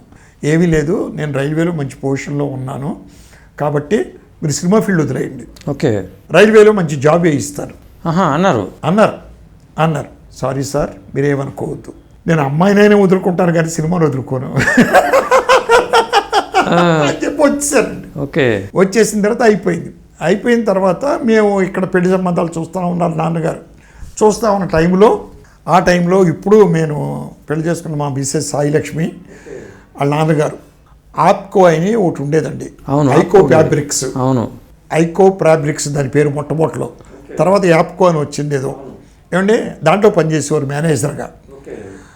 ఆయన చనిపోయారు పాపం. ఆయన నాకు పరిచయం, నేను షూటింగ్కి వెళ్ళినప్పుడు కూడా కలిశారు, అన్నీ చేశారు, అంత పరిచయం. వాళ్ళ సంబంధాన్ని మేమే కావాలని నాన్నగారు కౌరు పంపించారు. ఆ నాన్నగారు ఆయన చనిపోయిన తర్వాత ఇలాగా అమ్మాయిని మేము చేసుకుందాం అనుకుంటున్నాము అని. ఓకే అన్నారు ఆయన. ఓకే అనుకుని చూసుకున్నాం. అయితే నేను మద్రాసులో ఉన్నాను, మా ఊళ్ళంతా బెంగళూరు వెళ్ళి చూసి వచ్చారు, బాగుందన్నారు. కానీ నాకు చూపించాలి ఎలాగా, నాకు వెళ్ళడానికి కుదరదు కాదు. నేను ఒక కండిషన్ చెప్పాను, నాకు నా గురువు గారు చూడాలి అని మా నాన్నగారితో చెప్పాను. సరే అని చెప్పి ఆ అమ్మాయిని, వాళ్ళ అమ్మని, వాళ్ళ అన్నయ్యని, వీళ్ళందరినీ బెంగళూరు పిలిపించారు, మద్రాసు పిలిపించారు. నేను ఉంటున్నప్పుడు బ్యాచులర్ మన కోళ్ళ సత్యం గారి ఇంట్లో పెళ్లి చూపులు పెట్టారు. అక్కడే చూశాను నేను. నాకు ఓకే అన్నాను. గురువుగారిని వెళ్ళి అడిగాను, గురువుగారు అమ్మాయిని మీరు చూడాలి, అది ఇది చూస్తానయ్యా అన్నారు. ఎక్కడ అన్నారు. అంటే ఇప్పుడు నేను ఒక బ్యాచులర్ క్వార్టర్స్లో ఉంటాను కదా సార్, పైన ఆ భాస్కరరావు గారి ఇంట్లో అరేంజ్ చేస్తాను, మీరు వస్తే బాగుంటుందంటే వస్తానయ్యా అన్నారు. పద్మమ్మ గారిని అడిగారు. పద్మమ్మ గారు కరెక్ట్గా ఆ టైంలో వేరే ఎంగేజ్ అయ్యి ఉన్నారు. ఆవిడ కొంచెం అప్పుడు పొలిటికల్గా మన దీనిగా ఉండేవారు. ఆవిడ యూనియన్, డ్రైవర్స్ యూనియన్ ప్రెసిడెంట్లు అవి ఇవి అన్నీ డీల్ చేసేది. బిజీగా ఉన్నానయ్యా, నేను రాలేనయ్యా అని. సరే అని గురువుగారు వచ్చారు. అయ్యప్ప మాల్లో ఉన్నాడు సార్ గురువుగారు. చూశాడు సార్, మా నాన్నగారితో చెప్పాడు, అమ్మాయి బాగుంది, ఈడు చూడు బాగుంటారు. ఆ అమ్మాయిని చేసుకున్న క్షణం నుంచి రేలంకే కలిసి వస్తుంది. అప్పుడు ఇంకా మీరు డైరెక్టర్ అవ్వలేదా? నేను అవ్వలేదు సార్, 79లో ఇది జరిగింది. కలిసి వస్తుంది, మీరు 100% ఓకే చేసుకోండి, కట్నాల కానుకల దగ్గర ఏమీ అసలు వద్దు అని. అంటే నేను కట్నానికి ఎగ్నెస్ట్ సార్ మా నాన్నగారు కట్నానికి ఎగ్నెస్ట్, ఆయన అభ్యుదయ భావాలు ఓకే ఆయన అన్నీ నేను ఎగ్నెస్ట్ సార్ ఆయన్ని, అదేం ప్రాబ్లం లేదు సార్ అని తెల్లారి పొద్దున్నే పద్మమ్మ గారితో చెప్పి ఈ అమ్మాయిని మళ్ళీ అక్కడికి తీసుకెళ్ళాం, పద్మమ్మ గారికి చూపించాం. పద్మమ్మ గారు కట్నం ఏమి ఇస్తున్నారు ఏంటి అని అడిగారు. మా నాన్నగారు పక్కనుండి అమ్మా మీకు తెలుసు కదా నేను కట్నాలకి ఎగ్నెస్ట్, అది ఏంటంటే అలా మాట్లాడతారు ఉండండి అసలు వాళ్ళు ఏమిస్తారో కనుక్కుందాం. అది జోవియల్గా ఓకే ఆవిడ. కానీ సినిమా వాళ్ళు అంటే ఎవరు పిల్లలు ఎవరు అంటారు కదండి అసలు. ఏమనంటారు వీళ్ళు మా నాన్నగారి గురించి తెలుసు కాబట్టి అండి. ఓకే అండి. ఇప్పుడు ఈ అమ్మాయి ఎవరో కాదు, ఎవరంటే మొట్టమొదట రైల్వేలో ఉద్యోగం వేయిస్తానడే ఆయన వాళ్ళ తమ్ముడు కూతురు అట్లాగా ఈ అమ్మాయి, వాళ్ళ ఇద్దరు అన్నదమ్ములు. ఓకే ఆయన అంటే మా మామగారు చనిపోయిన తర్వాత వచ్చింది ఈ సంబంధం మాకు. కానీ ఇప్పుడు మీ సినిమాలో ఇవన్నీ చూసుకుంటారండి, చాలామంది హీరోయిన్లు లేకపోతే సినిమా అమ్మాయిలు ఎంటపడాలి కదా మీ వెనకాల, అలాంటి సందర్భాలు ఏమి రాలేదు అసలు? రాలేదు సార్, నాకు రాలేదు. మేము దూరం అంటే ఎంతసేపు ఎలా ఉండేదంటే సార్, నా షూటింగ్ అయిపోవడం, స్నానం చేయడం రూమ్లో, రైటర్ రావడం, తెల్లారే సీన్స్ అన్నీ ఒక్కసారి మళ్ళీ అసోసియేట్ డైరెక్టరు నేను రైటరు కూర్చొని చదువుకుని దాంట్లో ఏమైనా ఉంటే కరెక్ట్ చేయడం, ఓ 10-10:30 అయిపోయేది, ఇంక పడుకోవడం. అదే జీవితం అంతా దాని మీద. తెల్లారి ఏ సీను ఎలా తీద్దాం ఏంటి అనే మైండ్ అండి, అంతే. ఎంతసేపు దాని మీదే కాన్సన్ట్రేషన్. ఒక మందు మీద కానీ ఒక మిగిలిన అదర్ థింగ్స్ మీద కానీ డైవర్షన్ లేదు సార్. సినిమా ఫీల్డ్లో అసలు ఈ అలవాట్లన్నీ ఉంటాయంటారు? చేతికి అందుబాటులో ఉంటాయండి, అలవాట్లు ఉండడం కాదు, వచ్చి గోకుతాయి. అలవాట్లు గోకుతాయి. నేను ఉన్నాను ఇక్కడ పక్కనే, గోకుతుంది. నేను అవ్వలేదు సార్ ఎప్పుడు కూడా. సో అలాగా జరిగింది. 79లో గురువుగారు మాల వేసుకుని ఏ క్షణాన్ని చెప్పాడు ఆయన. 79లో మ్యారేజ్ అయింది, 80లో డైరెక్టర్ అయ్యాను సార్. ఓకే వెంటనే డైరెక్టర్ అయ్యాను. 81లో బాబు పుట్టాడు, తర్వాత 82లో ఇంకో బాబు పుట్టాడు. వరుసగా స్టెప్ బై స్టెప్ అలా వెళ్ళిపోయాను. పైగా పెళ్ళం అనేది కూడా కలిసి వచ్చింది మీకు సినిమా టైటిల్స్లో కూడా.